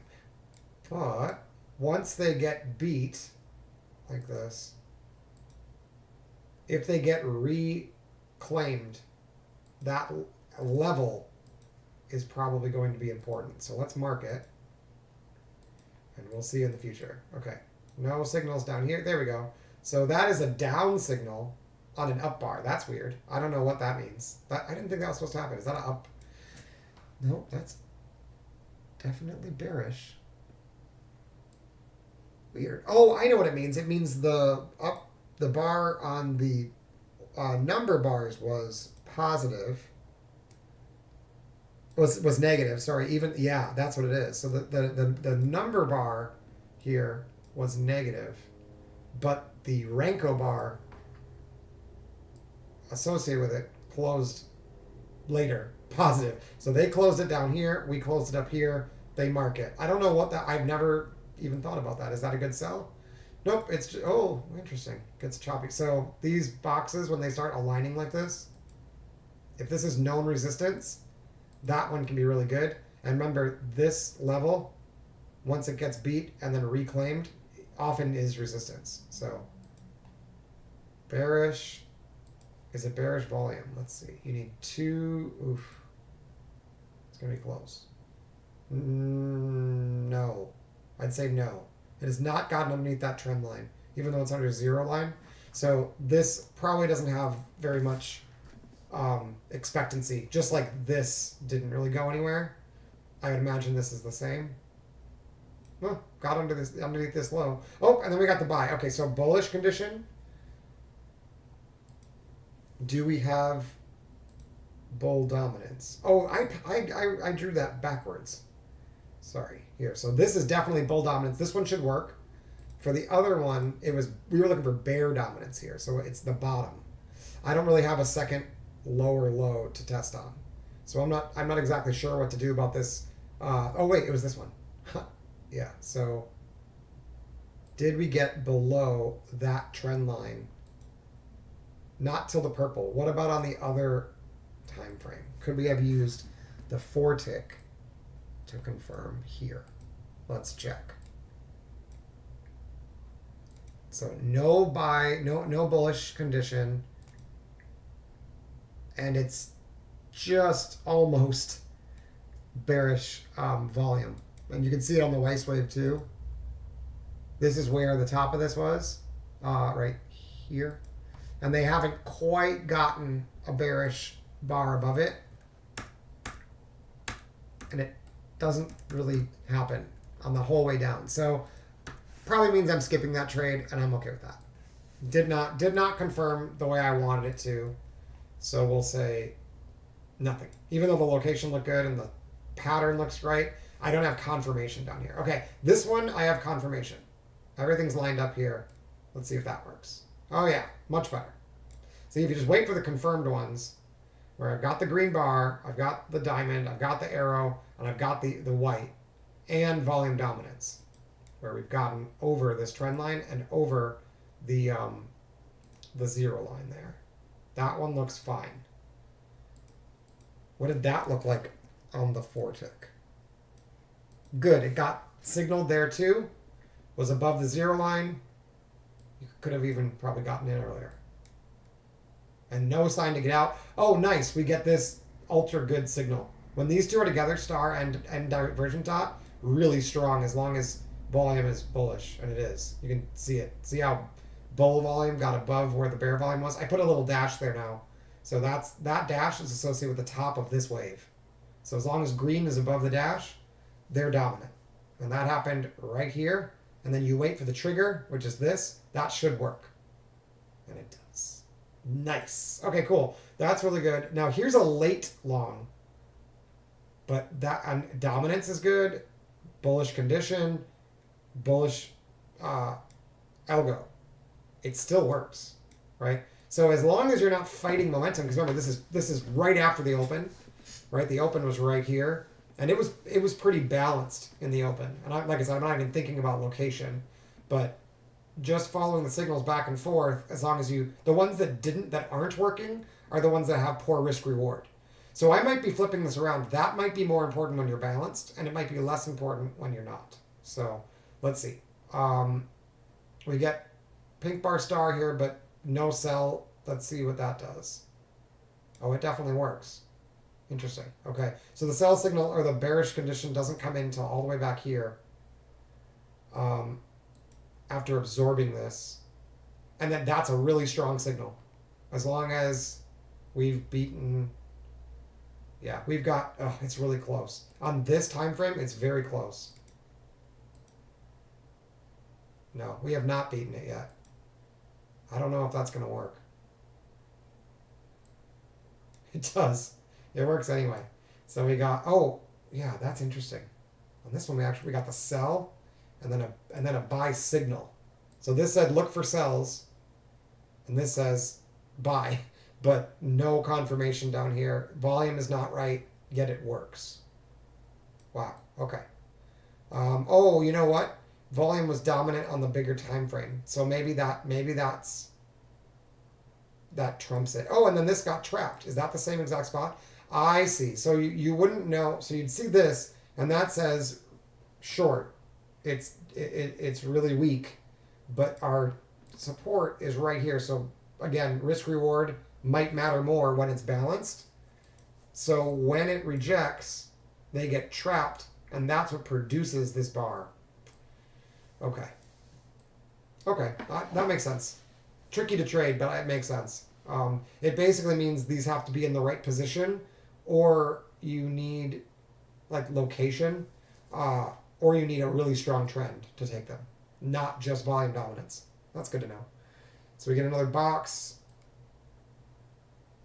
It just kind of chops around. Okay, there's our, well, the first one was here, right? There's no buy signal here, really. There's our first buy signal, purple bar, green bar. And here it was, I mean, I guess you could say that. I don't usually use that as a signal, but if I get a pink bar after that, it will be. There we go. So that's usually a long. Oh, it triggered here too. So that was a long. Where does that go to? Nice. Pretty good. Early, but good. So I waited the 30 minutes today. I think we had another econ, and I was just like, I'm not going to trade into the econ. Or maybe it was like a Fed speaker, I think. I don't remember. I think it was a Fed speaker now that I think about it. All right, so we got a sell on the small time frame way down here. And again, it's not looking very bearish, but volume is coming pretty close to being dominant bear. We don't have any way to really measure that because we don't have a second low, but we are below the 0 line. And that gets crushed. They try and they crush it. Okay, so that suggests that momentum is to the upside, and I imagine in that situation, blue box followed by pink is probably good. Or maybe even just blue box here. Yeah, followed by pink. That's probably going to go higher. Yeah. So and oh, you know what's interesting? The small time frame got the sell signal at the low that didn't work. The higher time frame didn't. I wonder if that's consistent. Okay. So now it's starting to look bullish. Star, diamond, when it's bullish and you have volume dominance, is usually really good. So the question is do we have volume dominance? Ooh, we don't on this time frame. And I'd say we're not above the zero line. So here, oh, here we, no, we do not have volume dominance. No. Did we have divergence? No. Interesting. Okay, does it work? Kinda, a little bit. All right. Oh, we got a couple little signals down here, but so that does look like a pretty good sell. Lower highs. Going underneath the zero line, you get the star in the box, and they just mess with you. And then it says go long or be bullish. I wouldn't buy that high. It is a trap, and it's supernova, but it's way too high. I would usually wait to get down here first. But that was a supernova. Like this was the low, right? We got above this and this right here. So it makes sense to stop shorting and only looking for the longs. And so if you're looking for longs, you might take this, but it's very close to the resistance, so I probably wouldn't. This one I like. See, we have more room, but we did not get the signal here. I would have skipped this, I'm pretty sure. There's really no, it's just by itself. There's not another, I don't have pattern, I just have an aggressive seller. But that looks good with the divergence in the background. What does it look like here? Oh, nice. Is there volume dominance? Yes, that's a good buy. That's usually good to go. Let's see. Wow. Stops out. Okay, what can I learn from that? Because that's usually good. It's really high. That's part of the problem. You don't have a lot of space. Risk reward's poor. Unless you think it's going to explode. Usually seeing the box, followed by the box the other direction, and the dot, and volume dominant. Oh, we have divergence. Divergence on the MACD. Interesting. Okay. But we did have dominance down here, for sure. For sure. And we got a sell signal. Interesting. Okay. So the dot that came after the sell signal pretty much like tried and failed. All right, that's interesting. And then we got a sell signal here to say look for sells, and that sell came right here. Pink bar, orange bar, and then also orange bar, purple bar. Either one of those, the three together is perfect. That like rainbow color, that's great usually. Oh, interesting. So we get the buy here with dominance. Is that the one I took? I think I took that. I think that was one of my first stops. This looked good. This looked ready. So this worked against dominance, and then this one straight up failed. But on the higher time frame, it was sell, not buy. And then when this finally does say sell, it gets trapped. Right? No signal here. Just says look for buys, but I don't have a buy here. Just pink bars I can't buy. There we go. There's a sell. So now does it start to get bearish? Yeah. So see, this is what I was saying. So what I noticed this morning is when you have a setup that works a lot, right? And this does. Oh wait, there's no star. I need a pink bar after this. That's not a setup by itself. Whoops. I might have made that mistake in real life. You need a star on that to take it on the bar. I forgot. So that's wrong. This would need to be higher. So I'm not supposed to buy this. And it's because it's not a trap. Maybe, well, yeah, it's trapping off this one, but it should be, it's not good enough. So even though this is here, it's saying look for buys. Now look for shorts. But there really isn't one. That's your trap. That one is valid. And it stopped. is what I remember. Yeah, that was the one I took, and that's it's gonna happen. I could have taken profits. I did have a little bit of something, and I could have waited. For the bigger time frame, but on the bigger time frame, this one trapped too. So it trapped, got underneath an apex, immediately came back up, and then went a little bit and then failed. I believe I took it on NQ, but whatever. It was very similar. So if you look at the smaller time frame, you got back and forth and back and forth, bullish, bearish, bullish. It like that might be a sign to chill out. If I start seeing this, like I know when they're right next to each other that the second one's usually good, but I wonder when it's like white, nothing, brown, nothing, white, if that might mean chop. Like this is usually reliable sell. If it comes, if you get this, it's like a reliable buy, reliable sell, because the condition's actually changing. And so what it's basically looking at is that this indicator and another indicator is like failing to reject or rejecting off the zero line, basically, which is often what a rotation looks like.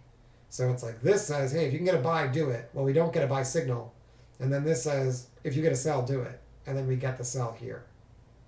And the sell ends up paying. So if I would have just waited for the higher time frame, if you look at back, this sell worked, this buy worked, this buy worked, this sell never triggered, this buy never triggered, this sell worked.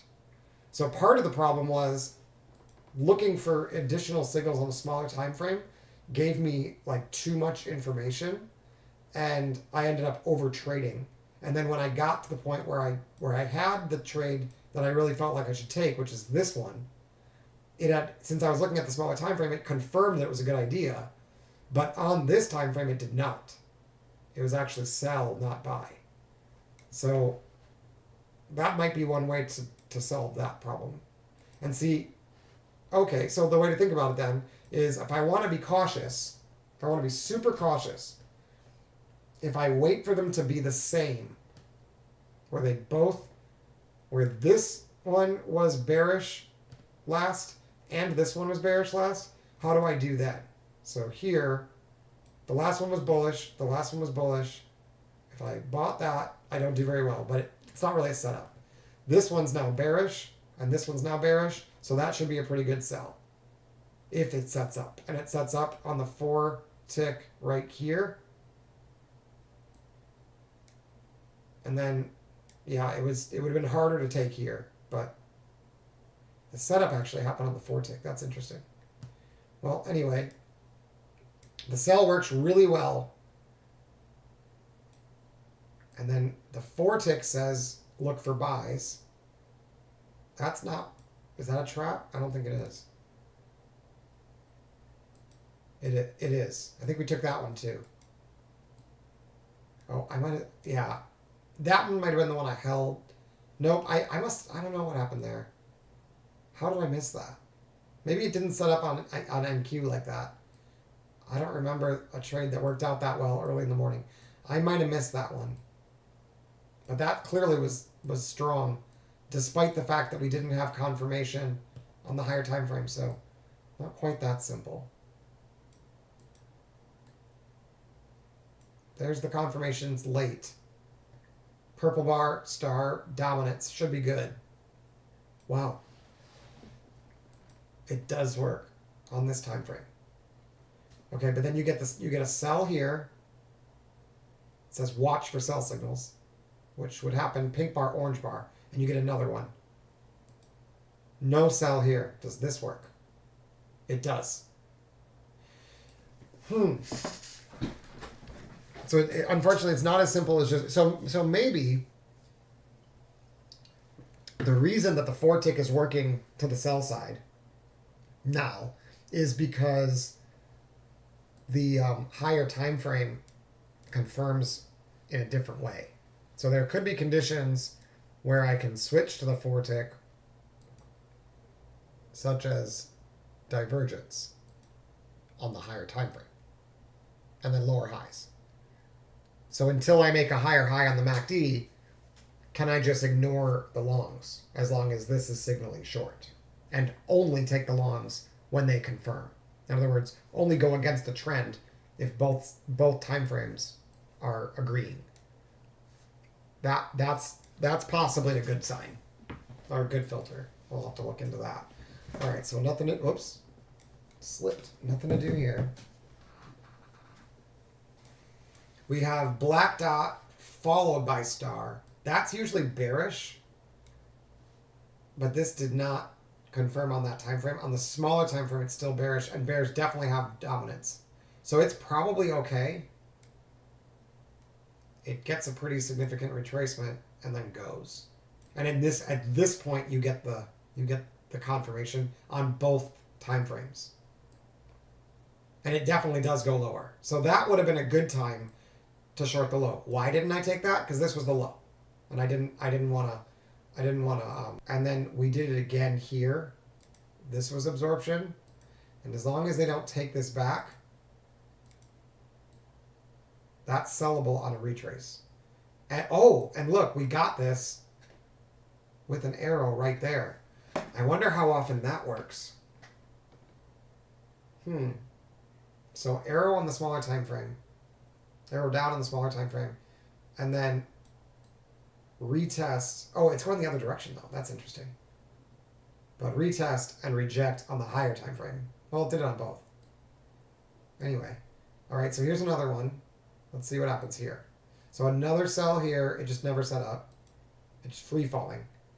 So we get underneath an absorption. They retest and resell. Did we get a sell signal here? Yes. So that's the second time in a row that's worked.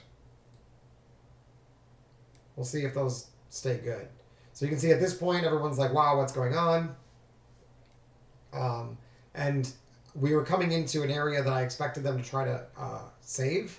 And I just didn't know how it would look when they did it. And so I did not have any buy signals down here at this low. So I didn't do anything about that.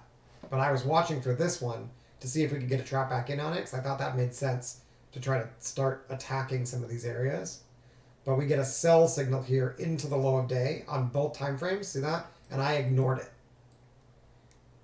So once again, it looks like when they're aligned on both time frames and the momentum's aligned on both time frames, you might be able to be aggressive with your location as well. Whereas when it's balanced, or if they disagree, that might be a good time to not short the low of day. Arrow on a divergence dot. I don't know if I've seen that very often. Okay, well, that would be an area that I'd want to watch for a reject. Right there. Is that a short? Wow. So it totally works. Oh, and here we even got it. We got it again. Damn. We got it again. Okay, I don't know exactly how to code that, but I like it. It's basically, we got an arrow, we went under the arrow, we returned to the arrow, and we closed bearish at the same time as this turns brown. That's the third time in a row that's worked. It didn't even need the star, but the star helps, I'm sure. Okay. And then, did we get any other aggressive opportunities up here? Let me just double check. Since the highs, we had this triple, right? So this buyer getting stuck should make, I forgot to mark this, should make this area resistance. Because that buyer that was signaled here got stopped out, right? And so coming back into him with a diamond or a star or both is probably good in the same way, but we didn't get a signal there, but we did get one here with the orange bar. So that could also be, that could have been a way to, if you don't want to do this, wait. Now this is tricky because it was this one first, but that's not a buy. I think I made the mistake of that in the real life too. But then here you get a sell, and it says it came back into that rejection spot and rejected right there. So that's your entry. And if you waited longer though, They fucked around with this a lot. Up, down, up, down. It was only once you really took it that you knew for sure. That was a hard entry.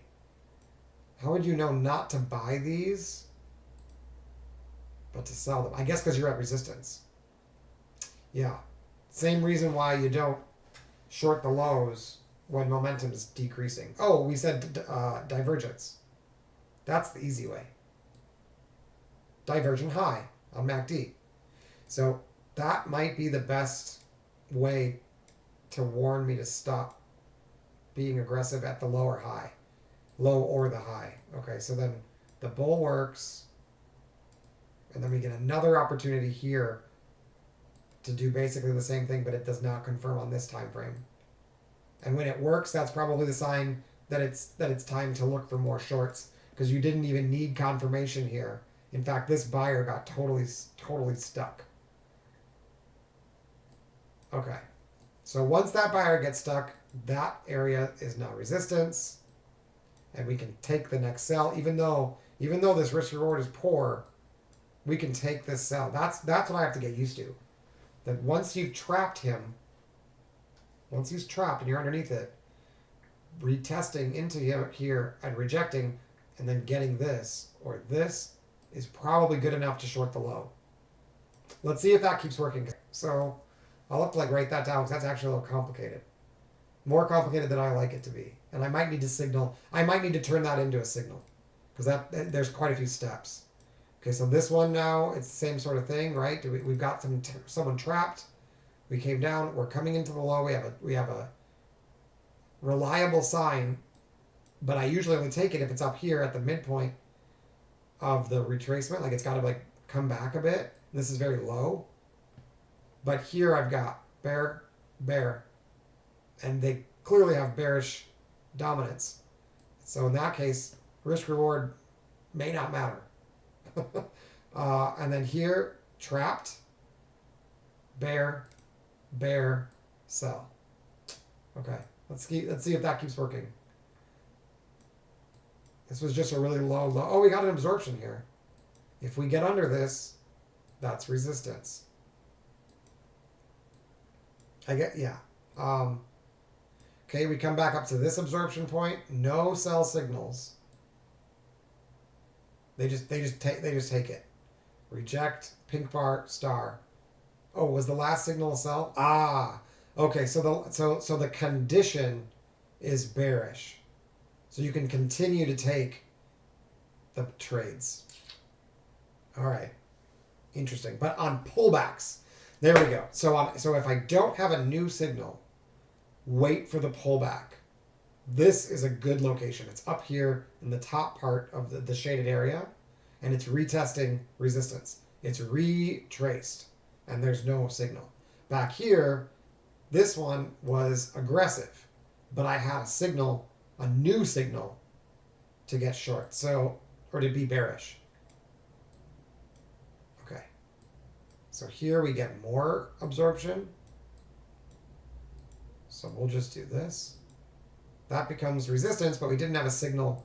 Oh wait, we had this, the triple again. So on the smaller time frame, sell signal here at the absorption, right? There's no actual signal to sell there. There's no pattern to sell, but it's saying be bearish. Then it says never mind, be bullish, but it gives us as they absorb these sellers. And then here we get bearish, and we get the aggressive sell signal. Did we have a bearish here too? No. So probably wait, because this is a very aggressive sell signal, orange bar, purple bar, but we're literally right at that support. There's no new sell signal on either, so I'd wait for a retrace. Get the retrace, as long as I don't have a buy on either one. Oops, I gotta move this over. As long as I don't have a buy on either one, I can sell a retrace if it signals. Diamond, star, that's not great. Arrow, diamond, I don't know. Dominance is to the upside. Is it a trap? I don't know how to sell this without it coming back in here. I think I just wait. That one just didn't set up. That's okay. This was the one I took this trade up. So long because it was dot with divergence on the background and the star and absorption and this triggered. And so I was like, okay, if I'm going to be aggressive with a long, I might as well do it here. I also saw this as calming. The downtrend seemed to be settling down, and you can see that. But the problem here, what I didn't notice, was that we had absorption on this bar and we got under it.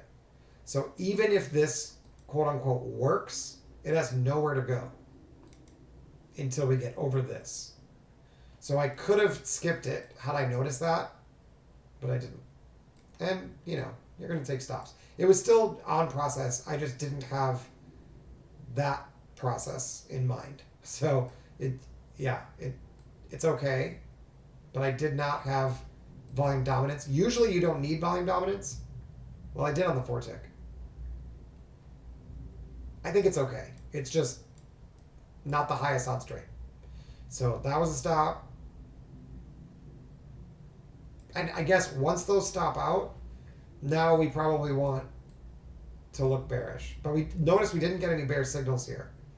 So the last signal was a bull. Does this bounce? It does. So it comes all the way down here, gives us a bull. The bull trade is right here. There's no new signal, but the last signal was bull.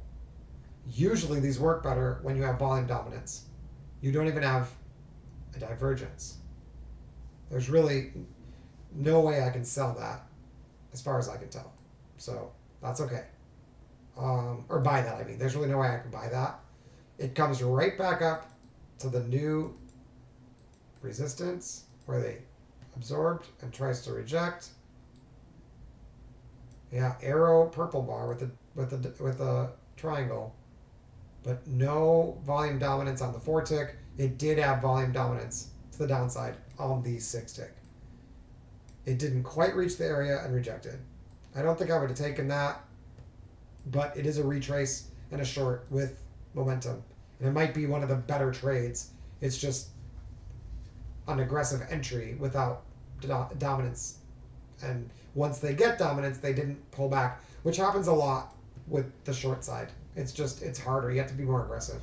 Okay, we put a star in at the low. That's usually a little bit dangerous, right? And then we get this bar.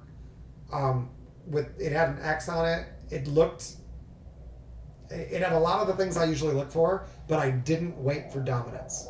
And so I took a stop there, if I remember correctly. And then they gave me the short here, and I didn't take it. So this could have gotten me out of the trade a little early and gotten me to reverse if I was willing to do it, but I was too nervous about this star to do it. So I just took the stop. Sorry about the fighter plane, they're kind of loud. Okay, so then we have a sell here at the low with divergence. What does this do? Goes lower. We get, that's our, oops, wrong tool. That is our resistance once traded under, and that could have given me the confidence to trade this. So if it's arrow up, then a down signal, I think I am safer. And if it's arrow up, go under bull signal like this, I should probably skip it. And again, I'm going to have to review this, write some of this stuff down, because I just haven't had a lot of opportunity to practice this. And with some of these new signals, you're gonna see patterns for the first time suddenly work, and then when you go back and test them, it's like, oh wow, that actually works a lot, right? You just don't know what to look for until you mess it up. So bear with divergence, does that work? Yeah, so that might be something I want to watch for, where the background's colored here and the background's colored here. Back here, did I have just, yeah, see this did have that same, only inverse, right? And then this one had the same.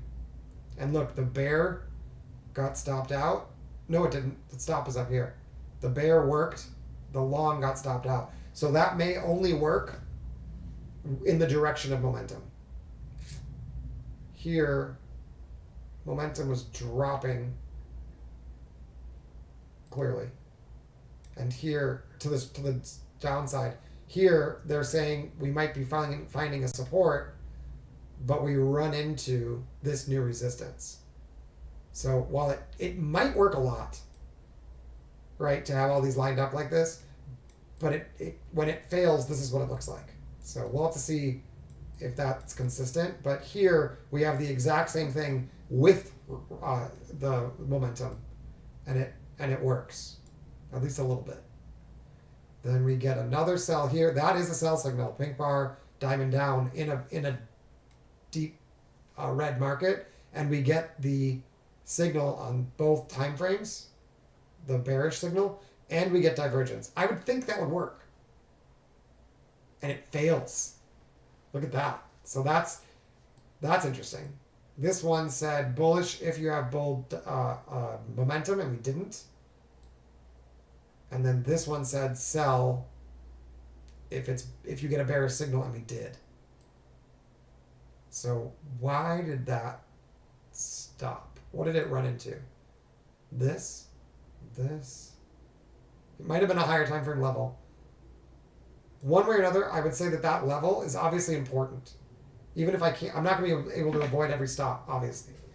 But when this fails, I imagine that this becomes significant.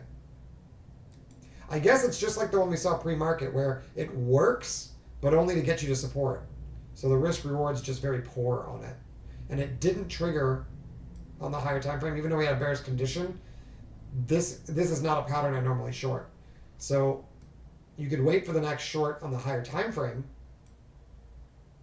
Nothing there. Oh, pink bar, orange bar on this time frame.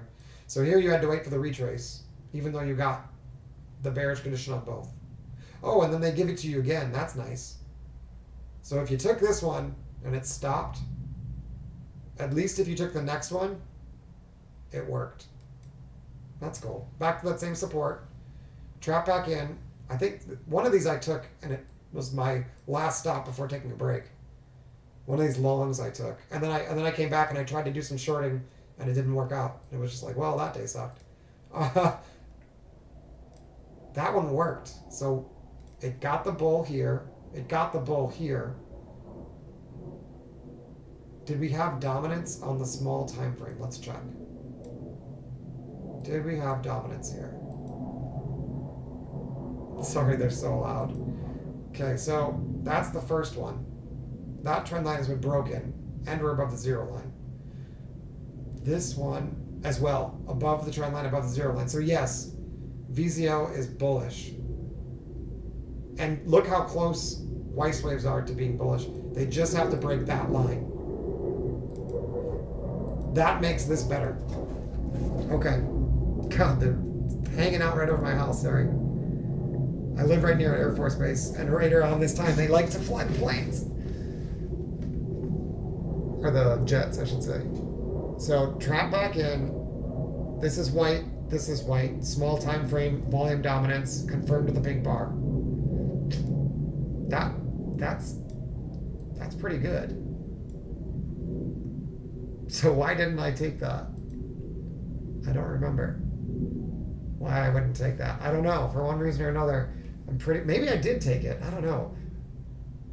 Yeah, I did take it. It just doesn't look like what I remember because it's on the smaller time frame. I don't remember if I took that trade or not. I might have taken it on NQ and it was different. I don't know. Oh, we get this again, the sell and then immediate buy. Maybe I do remember this. You know what? I think at this point I was already thinking I should just be shorting. I think that's the mistake I made, is I didn't even consider. Once these started breaking, I was just like, you know what? I should be bearish only. I think that's what happened.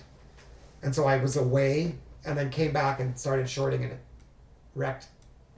It wrecked the day, because I could have come back from the two stops by just sticking with the program, but instead I was like, I should be shorting, and they started to fail for a bit.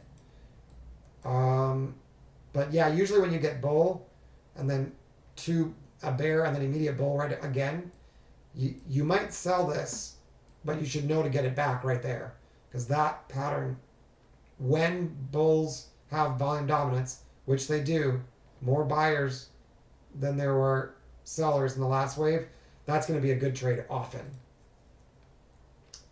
And on the higher time frame, if you were patient, the higher time frame triggered bullish back here, and it never triggered sell.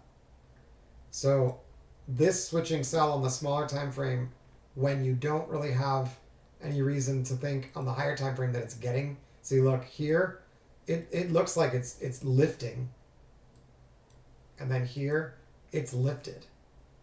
So if as long as you can ignore that, and when it comes back in, you can even add.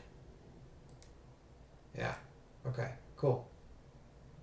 Tricky, but cool. And then this one, there's just no warning. I don't have it set up to alert me to a drop from way up top, but I'm thinking it might be smart. Let me see what the ES footprint looked like here. Let's take a look. Yeah. See, this is significantly below zero, and this was significantly above. This might be another condition. This might be a condition I need to watch for. This is not the first time I've seen this happen. Does this continue? Yeah. Let me think about this. What I want to know is that this is below zero. This is like below 40 or something. What is it here?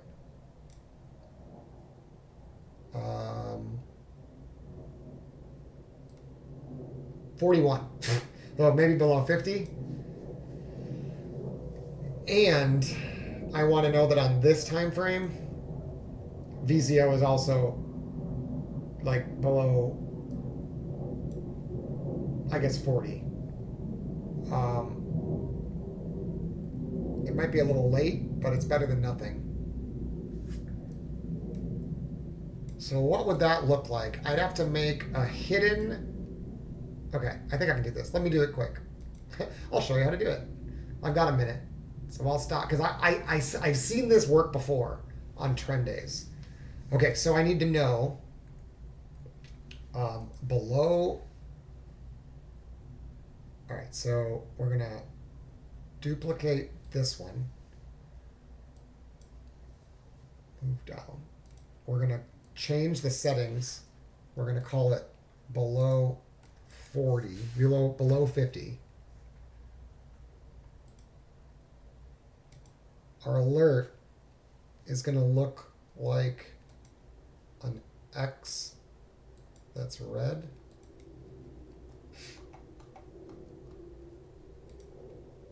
That's big. And we're going to have the X show up not at price, but at the study subgraph.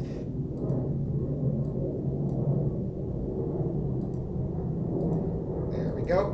And then what we want to know, alert me when, we're going to probably hide this, but we're going to use it for another signal. So I want this below zero. I want this below 50, not 500. I need the last bar to be bullish and this bar to be bearish. It should show up right here. Yeah. Okay. So that is the signal, the raw signal. Okay. That's probably not a sell by itself, but it might be. Now what I want to do is I think I will have to overlay it on this price, this one, and then I want to see if I can refer to it to tell me, well, let me see, how good of a sell signal is it by itself? It's not bad. It's not bad at all. Okay, let's overlay it right away. Let's overlay it. That might actually be helpful. I don't know if it works in the opposite direction, but let's go ahead and overlay it. So we're gonna go to the overlays. Let me check. Let's just check the bull one, because this could be pretty cool. I don't know if it works on NQ yet either. Let's try the bull one. So we're gonna duplicate that. Oh, actually, I can use this one. So I want this one to not be hidden, and I need to change the alert to be this.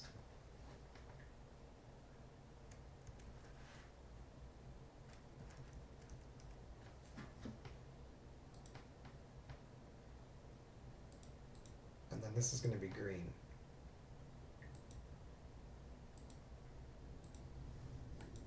This, that's above 0.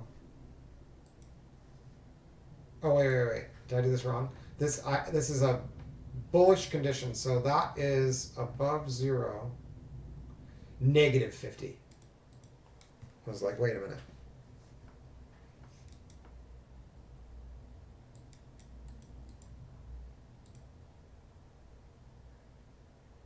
And we're going to change it to be called above 50. Above negative 50. I think I can do that.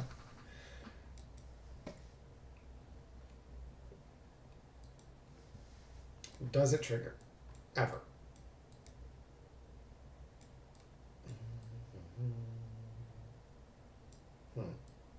Oh, it'll only happen when it's above the 0 line, so we got to be able to see the 0 line. Here we go. Yeah. All right, so the question is as it's set up right now without doing any more filtering, on a downtrend, how would those do?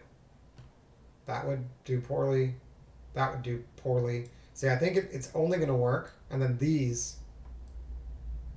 would do well. See that? Because it's a down market. So that one does a little something. That one, poorly, but then this one, good. Very good. So XX might be a really great momentum setup. X. Oh, that one worked. That's cool. That's that bottom. Okay.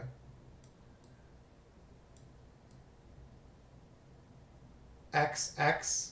Boom. XX. Look at that. XX. Does that work? Dude, it works! Cool.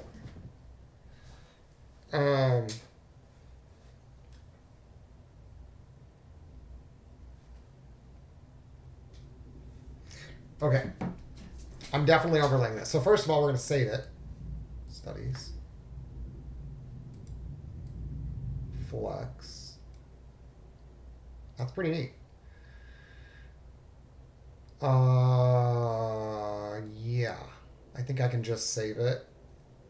Right? Aren't they this? Are they the same? They're the same. So I should be able to go like this. Wait.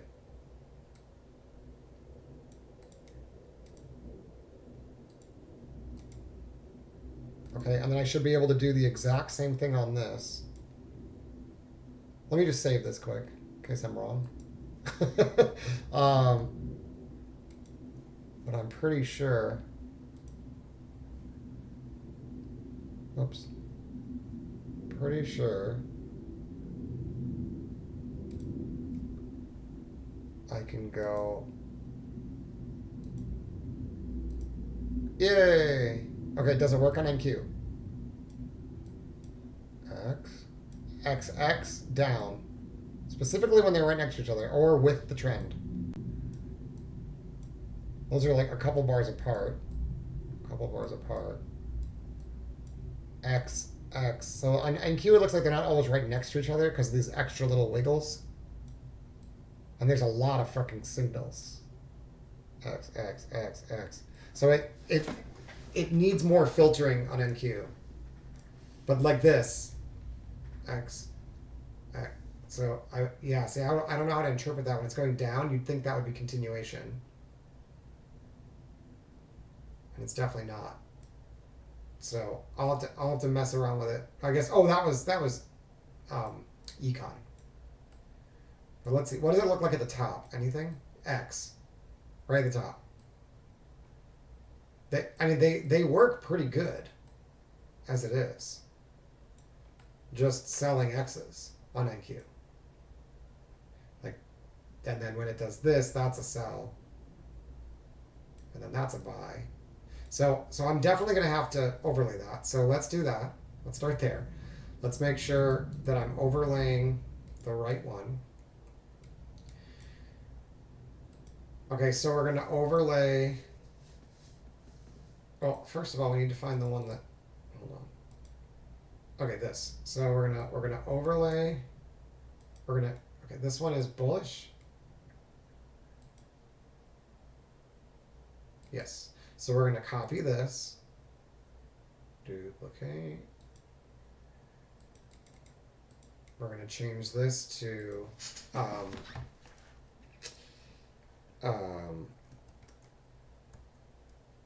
bullish over -40, -50 overlay. All right, and then we're going to do all of this the same, except here we're going to go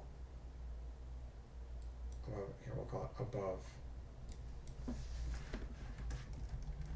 -50 overlay. And then we're going to change this. Oh, I don't think I have to. Use colors and sources, apply. There we go. Okay, and then this one is going to be called above 0. Since I have so many now, I got to make short names here. Above 0 overlay. And then we'll have below 0 overlay.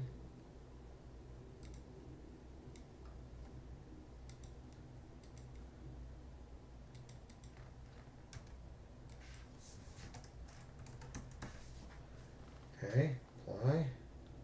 Should be good. Then we're going to duplicate below 0 overlay. Duplicate.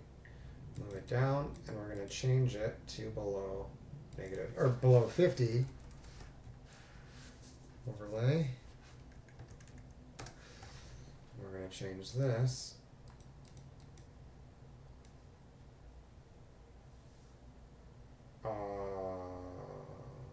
Do I not see it?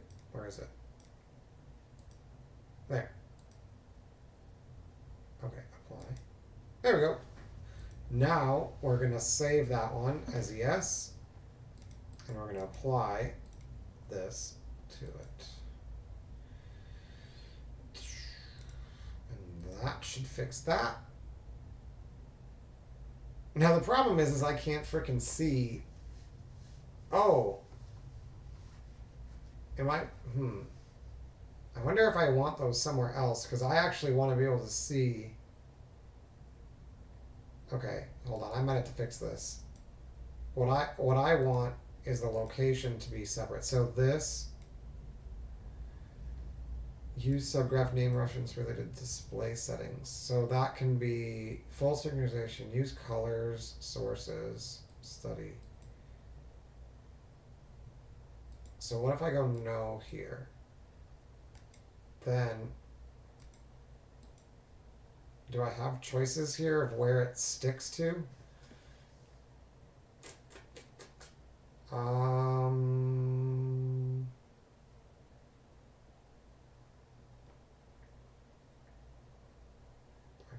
Copy source data, no. Fill blanks, multiplier, draw zeros, full synchronization of source. So, no. No. Use subgraph name value related display settings from source ID. No. So now how do I change it though? I want to put it somewhere else. I don't think I can.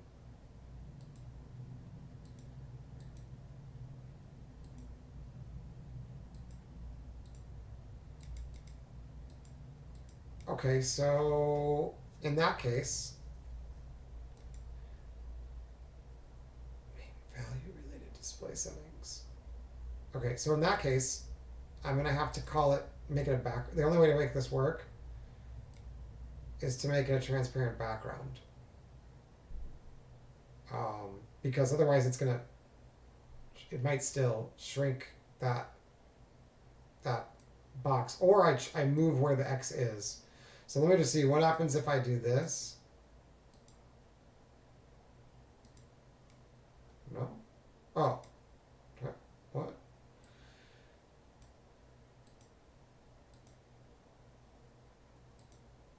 Oh, it flips it back. So something's not right here. This?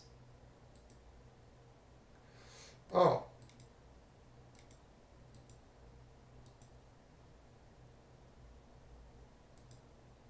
Value related destinations. That's. What if I do no for all of these? See, I wish I had more choices.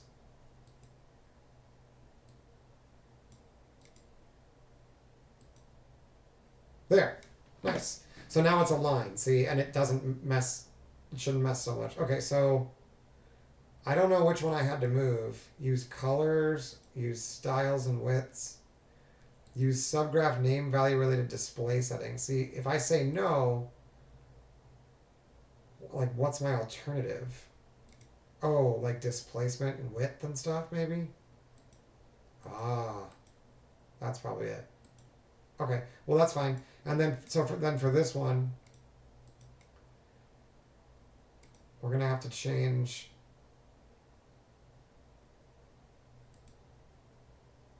styles and widths, colors, and subgraph name value related display settings, and then turn this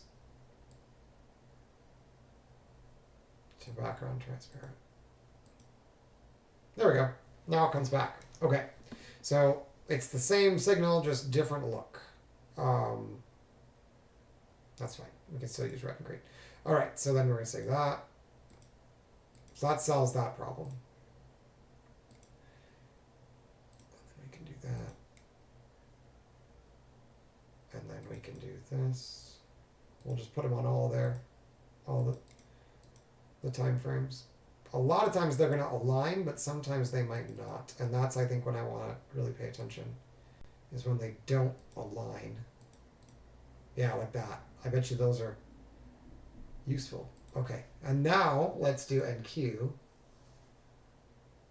because it's basically the same. So we're going to save. We're going to go to NQ.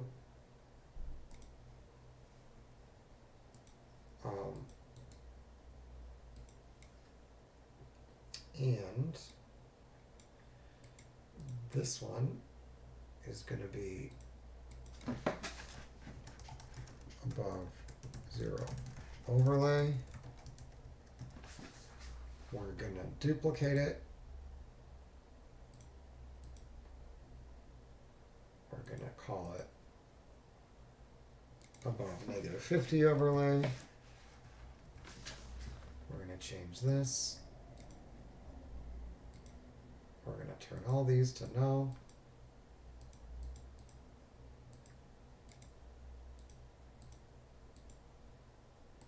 And we're going to change this to green. Uh-oh. I did something wrong. What did I do wrong?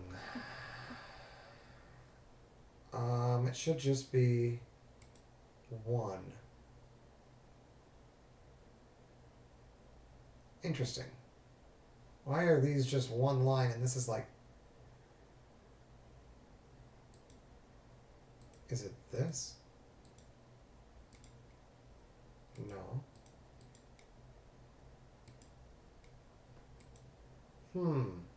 Above -50. Shouldn't need an alert. Background transparent. Okay. What does it look like there on NQ? There's just 1.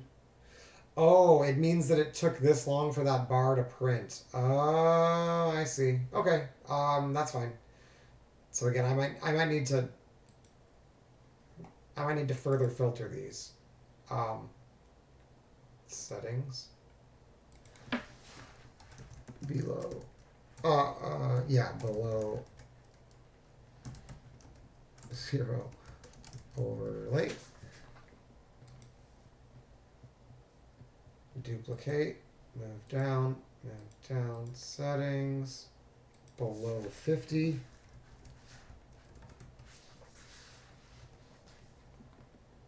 Turn off.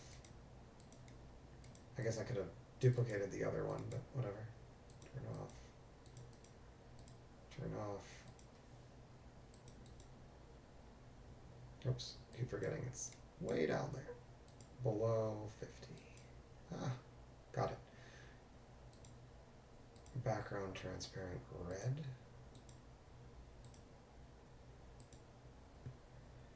Okay. Save. There we go. Now where's the other ones? Is it always... It shouldn't always be the same.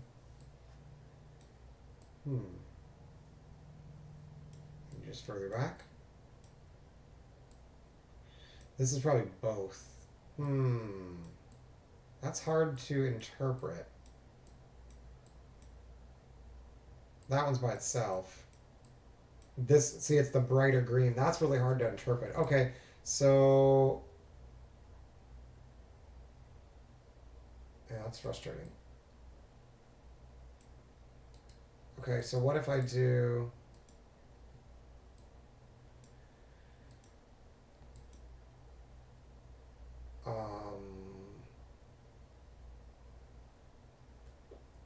like, I don't know what else will not be...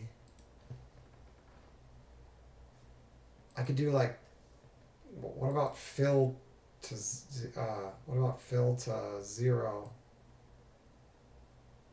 That might work.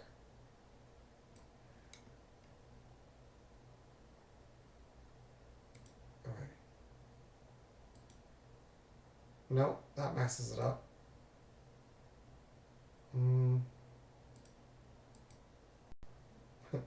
Nope, not that.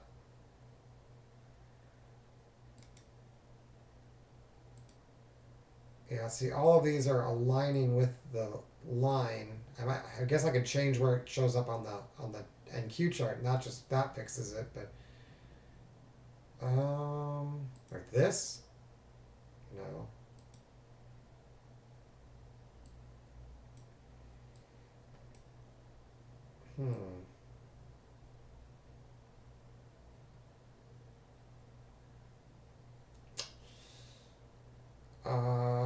Like even a dash, right? Even that's gonna mess with that. And eventually it might get filled or gotten rid of anyway, but I guess the only one that's really gonna work is background transparent, unless I move where the X is on the other one. That's the only way to get that to work. And so in that case, what I probably need to do is have it be like very transparent, I guess. Does that help?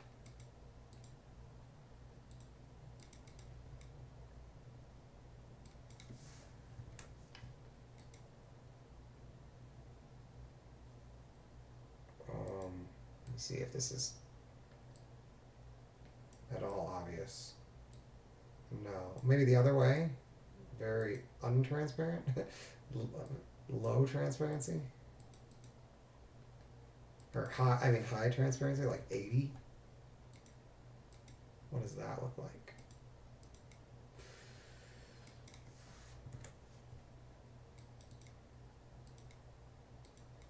Is that more? Oh, there we go. So this is both. This is both. Both. Both.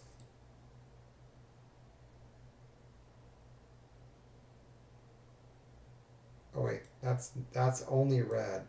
What does it look like when it's brown? I haven't, see, this is only green. That I can definitely discriminate. I haven't seen, oh, this one and this one. That's hard still for red. This is clearly both. This is both. This is one. So I need it less on the red one. God, that's annoying. Okay, so above 50, above negative 50 needs to be like 90 maybe.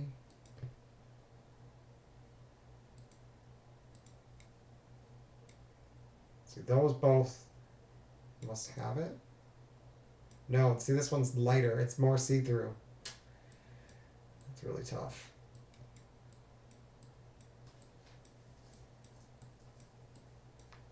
It's both. They definitely seem to help. It's just a question of is it both or not. See this, you can see the 0 line. And when they're not together, okay, well that'll work for now. So studies, save, yes. And then we're just gonna make this one the same. Make this one the same. It'll work for now. I might end up hiding that anyway, and then turning it into a chart thing. There we go. Okay. So we'll do that for now. Now let's see how it works. So save. Oops. Don't do that. Alright. So let's go back to where it turns. We'll quick see if this might be useful. Alright, so here's the open. That's both. That one's just red and that works. That's both. Now this is only on the high time frame. I'm not even looking at the lower one, so I guess I need the lower one too. To discriminate between dominance, because that's also important. So let's see here. Okay, 830. So we have a cell all by itself that doesn't do anything. Then those are together, and that one works. Cell all by itself does nothing. Bull. The one with the white works better.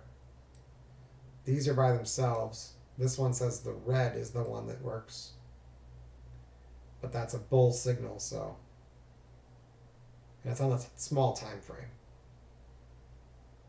So I'm not totally sure what to do when it's just this, but the fact that it's got divergence might help. This is both, and they look exactly the same. I'm guessing that works. Yeah. So when they all line up, especially when the smaller time frame has volume dominance, that's still a pretty reliable signal. See, here we didn't have it on the higher time frame. In fact, it went the other direction with this new signal. And it went the other direction here too. Okay, well, that's cool.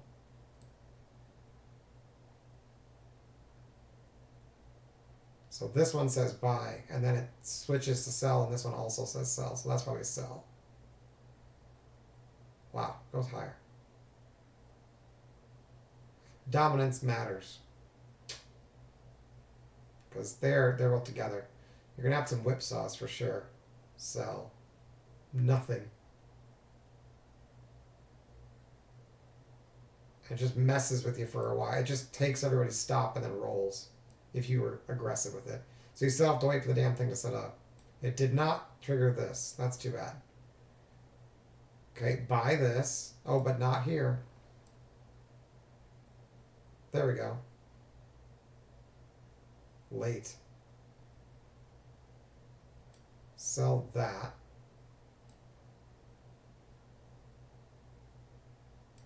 Buy on the higher time frame only. Sell with the divergence. This one aligns. That should be good. Yep. Yeah, if you just wait for the ones that align, that seems to work really well. But look, sometimes the smaller time frame one works all by itself. Higher time frame all by itself works great. So it's almost like they work better when they, I don't know.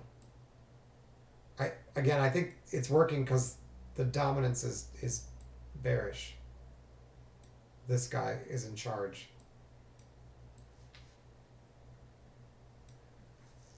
So buy all by itself, but here we got this signal with all of these brown, and that sells off. So, but then this one against the higher trend gives us this, and it doesn't work. So it looks like it's primarily with the trend, and that makes sense. So here's one against. That one works without the white background. Against, but this one's with, against, with, and the brown background. That one struggles a little bit. This one didn't really trigger at all. This should be good. Yeah. Because dominance. Bear all by itself in the small time frame. That works. Interesting. So now we have bearish there, nothing here. Bullish here, nothing here. So small movements. And then bearish here and a big move down. So you certainly want to wait for the higher time frame one if you're being conservative. Like this is gonna get you. Interesting. And then that one against the higher time frame immediately fails. Wow, look at this. Nothing. Okay, there's the one with the brown background again. That seems really reliable. And then here's one all by itself. It works. And there's where it hooks up. And that's great. There's a hookup on both of these. Sell. Sell. That works. Sell. Sell. That works. Kind of. Oh yeah. Good enough. So buy and then sell immediately. When this is on sell, that's probably lower. Nope. Not that simple. Sell and then buy with the background. And it goes higher.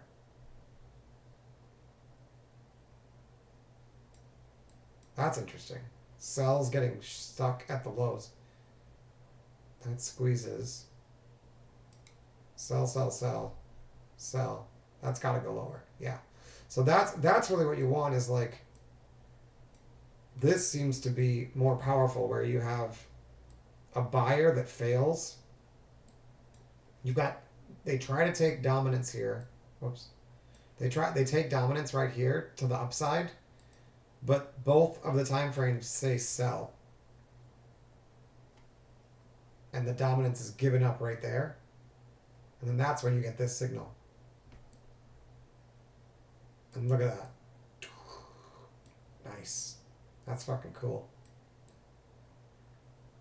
So buyer gets stuck. Seller on the big time frame. That's here. And then seller. There's no trade though. Oh, and then there's the low. Okay. So anyway, let me just look and see what happened when I got a little too bullish. So, or too bearish, because that was interesting. So it was in here. Yeah, so there's the sign to look bearish. Here's a sign to look bullish. For this, and then that one works. They get up to this arrow and they reject with the red. See, it's probably after really big moves that these are useful. And that's what I was thinking, is that we might also want to filter it by saying don't do it unless this volume zone oscillator is also like doing what it should be doing. So like here, it's fine. Here, it's fine. It's rejecting, right? Here, it's not fine. You're nowhere near the zero line. See that? This one, it's bearish. This is a bull signal, but no bull here at all. Bear. That looks bear. This looks bull. This looks bull. See that? That looks bear because it's breaking down. That, see, this is where it gets tricky. Like, what about that? Not sure. Yeah, I might skip that one. Now we're sitting around the zero line. I don't know what to do with that. Yeah, see that? When it gets choppy like this, they don't work so well. Especially against the trend. And so this is where I was struggling. Because I didn't just want to buy all the traps, even though this trap ended up working. It looks like so here's an interesting idea. Do the traps, let's evaluate the traps and see if this helps filter the traps. That would be cool. I don't know if it works, but that would be cool. So we're looking for every apex trap. Okay, apex trap, right here, green line, it works for 10 points. Okay, no trap, apex trap, no line, green on the smaller time frame, and it works. Red, oh, no trap, we'll wait. Green, okay, trap. Green on both time frames works. Trap, no, nothing, and it still works anyway. That's gonna happen. This is a Head and Shoulders trap. Green outline. Now this one had a red right before it, so as long as you can beat this guy, he's probably trapped. This one might be really big. Okay, this one says red but no trap. No trap. Oh, no, I don't think so. And no green. So wait, there, green, no trap. Still works though. No trap. We'll just say wait. Red. So this is a trap to the downside, but there's no red on this time frame. Now on this one there is, but there's no trap here. So we'll wait. Okay, no trap, nothing to do. Ignore that for now. I'm gonna have to deal with this like that. I don't know what to do about that other than just don't trade it. Like this is like stops waiting to happen. So I'll have to figure that out. How to filter that out. Okay, so no sign here, but green here, and you get a nice lift. Here's your signal. So you get this. That's not a trap. This, that's not a buy, and there's just nothing to do. Yeah, it's too bad it doesn't catch that. It's really close. I bet. Let me see. How close is this to signaling right here? What's going on? Why does this get missed? ES. Below 0. Oh, this is like deep. Okay, I don't know how that happens. All right, so here's where it signals on this time frame. And that actually just works just to sell it. That one works just to buy it. This one works to sell it with the divergence. That makes sense. That one works just to sell it. But notice these traps are not working. So trap to the upside, no signal to buy, skip.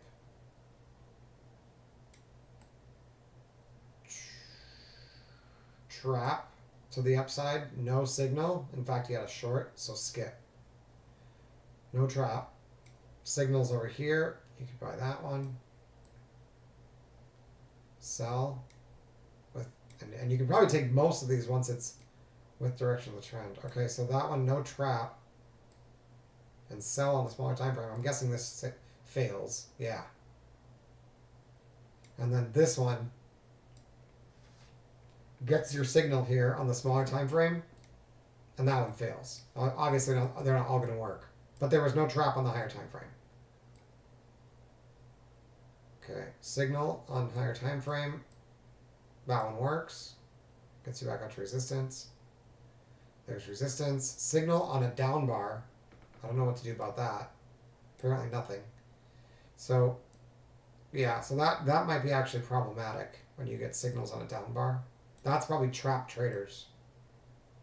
Oh, actually, look, it gets choppy. Okay. All right, so this one works.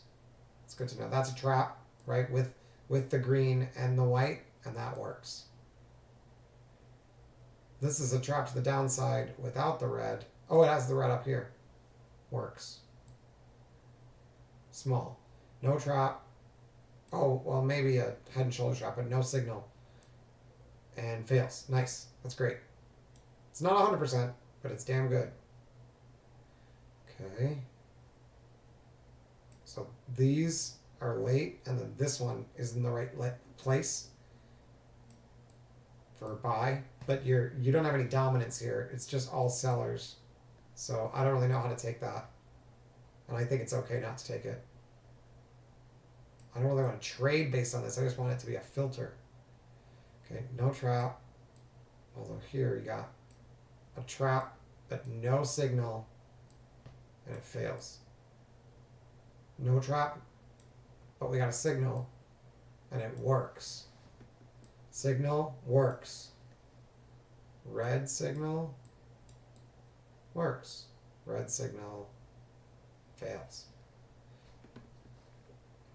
Green, red, little short, red, green, little buy. So that still seems to work. Okay, here's another one of the situations where you get them into the low, but then no trigger coming back up, unfortunately. So what happened here on the footprint? What did they miss here? Why didn't that trigger? Oh, it did. It just didn't overlay it correctly because this closed first. Shoot. So sometimes these just aren't going to line up. That's too bad. Because that actually did trigger. I was like, it looks exactly right. So that one just didn't trigger. It just didn't overlay correctly because of the board. Because this one closed too early. All right. Sometimes it's just going to miss some. That one worked. This one worked. This one. Both. Yep. No trap. This is both. That works. No trap. I mean, there's no signal. Okay, red. Okay, trap back in. With the signal, both time frames. Oh, and that's right now.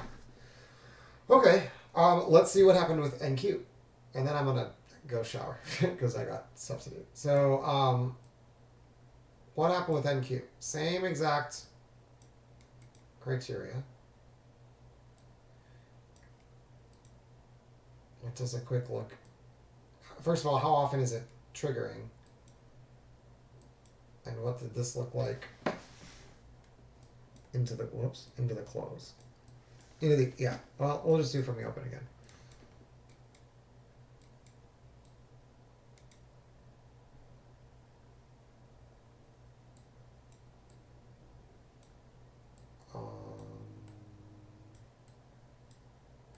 Right here's good enough. Okay, so I don't know if NQ is going to be the same. It might not. So here's the open. Red. Red. Now that's just... No, I think that's got brown too. I'm going to have to get used to which one is which, but I think that's both. It's definitely a sell, and it works. This is both. Buy, and it works. This is both. No, this is just red. See, I can see through it. So just red, no brown, and it works. Buy, and it works. Both, sell, works. These are all working beautifully.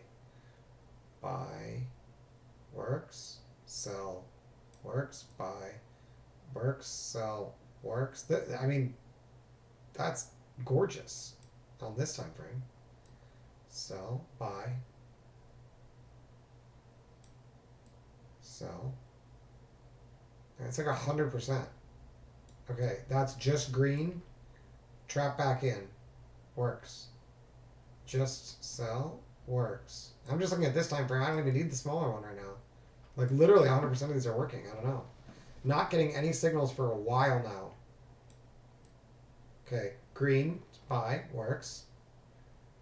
Red, sell, works. Dude, what? This says red. Red, sell, works. Buy.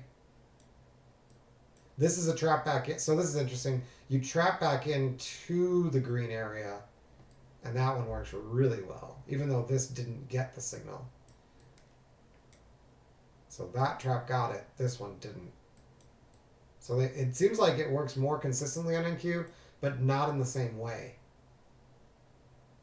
Yeah, see how it's like sell, sell, sell, buy, buy. Now it says sell, so does it flip? Yep. So basically, you just don't want to trade against those colors. That's easy enough.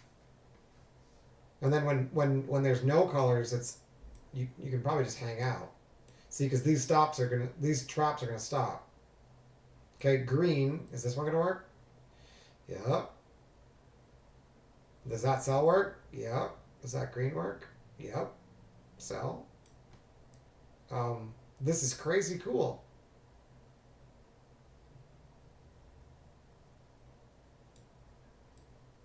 Look at that. That's nuts, honestly. Okay, hold on. Let me see how bad is it on the small time frame. It was so good on the 24 tick that I didn't even look at the small time frame. Let's see how many stops you would have taken on the small time frame. Because I think I counted one. And if it did stop, it's set up on the other way. So 8:30. Okay. Buy. Sell. Buy. Sell. Buy. Okay. Sell. If you waited for the signal, you're good. Buy. Right there.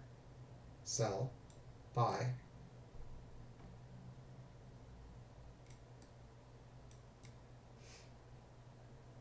Oh, I was zoning out. Sell.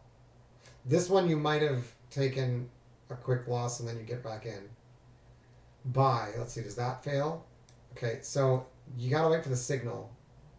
Like that is a buy. Yeah, cool. Okay, sell. Right there. Holy shoot. Buy. Dude, it works on the 4 tick? So here, sell, you gotta wait for the signal. Right there. Jeez. Sometimes when these work like this, it's like it feels like you'll never lose again, and then tomorrow it's not going to be this good. Watch. Buy. Okay, so this one I would have fell for. I would have bought this. Did it show up here? Yeah. So on the if you waited for the higher time frame to be bullish, you'd be fine. But if you tried to trade the 15 tick, it took you out, and then you'd have to get back in on the next signal, and it would work. So there are stops. This one, sell. It's good. Okay, that was close. This is really neat. Sell, in particular on NQ. Okay, this one said buy. Everything about this looks right, except for the fact that I can't see my volume bars. What the fuck did I do? Where'd they go? There. Okay, so bears are in control of volume.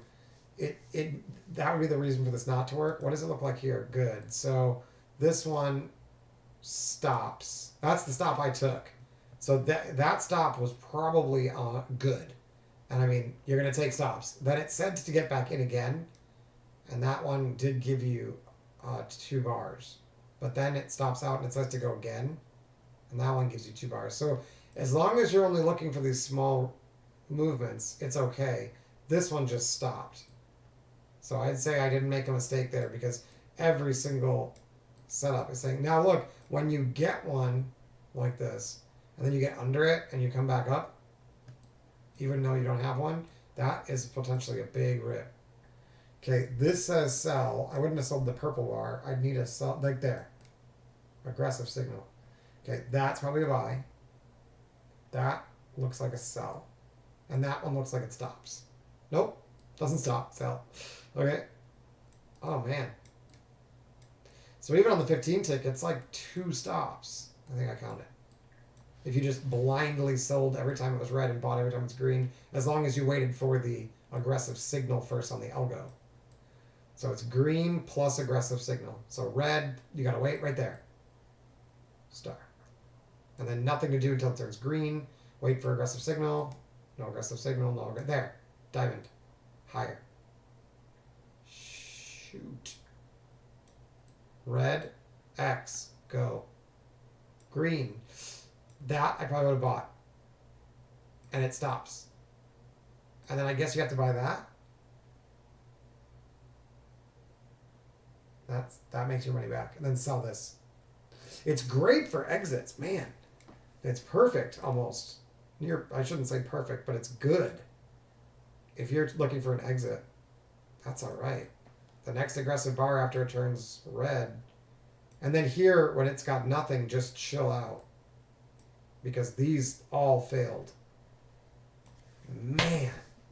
Well, I know what I'll be playing with tonight. That is kind of exciting. I am kind of amazed that it's that simple and straightforward. I don't know if it's going to work as well when it doesn't have momentum, but it seemed like it was at least catching some rotations. It does look like it needs to move for it to work. It's not going to work very well. It won't even signal if it's just wiggling around, right? Like this. And also when it's just dropping without any retracements like this, it doesn't signal at all.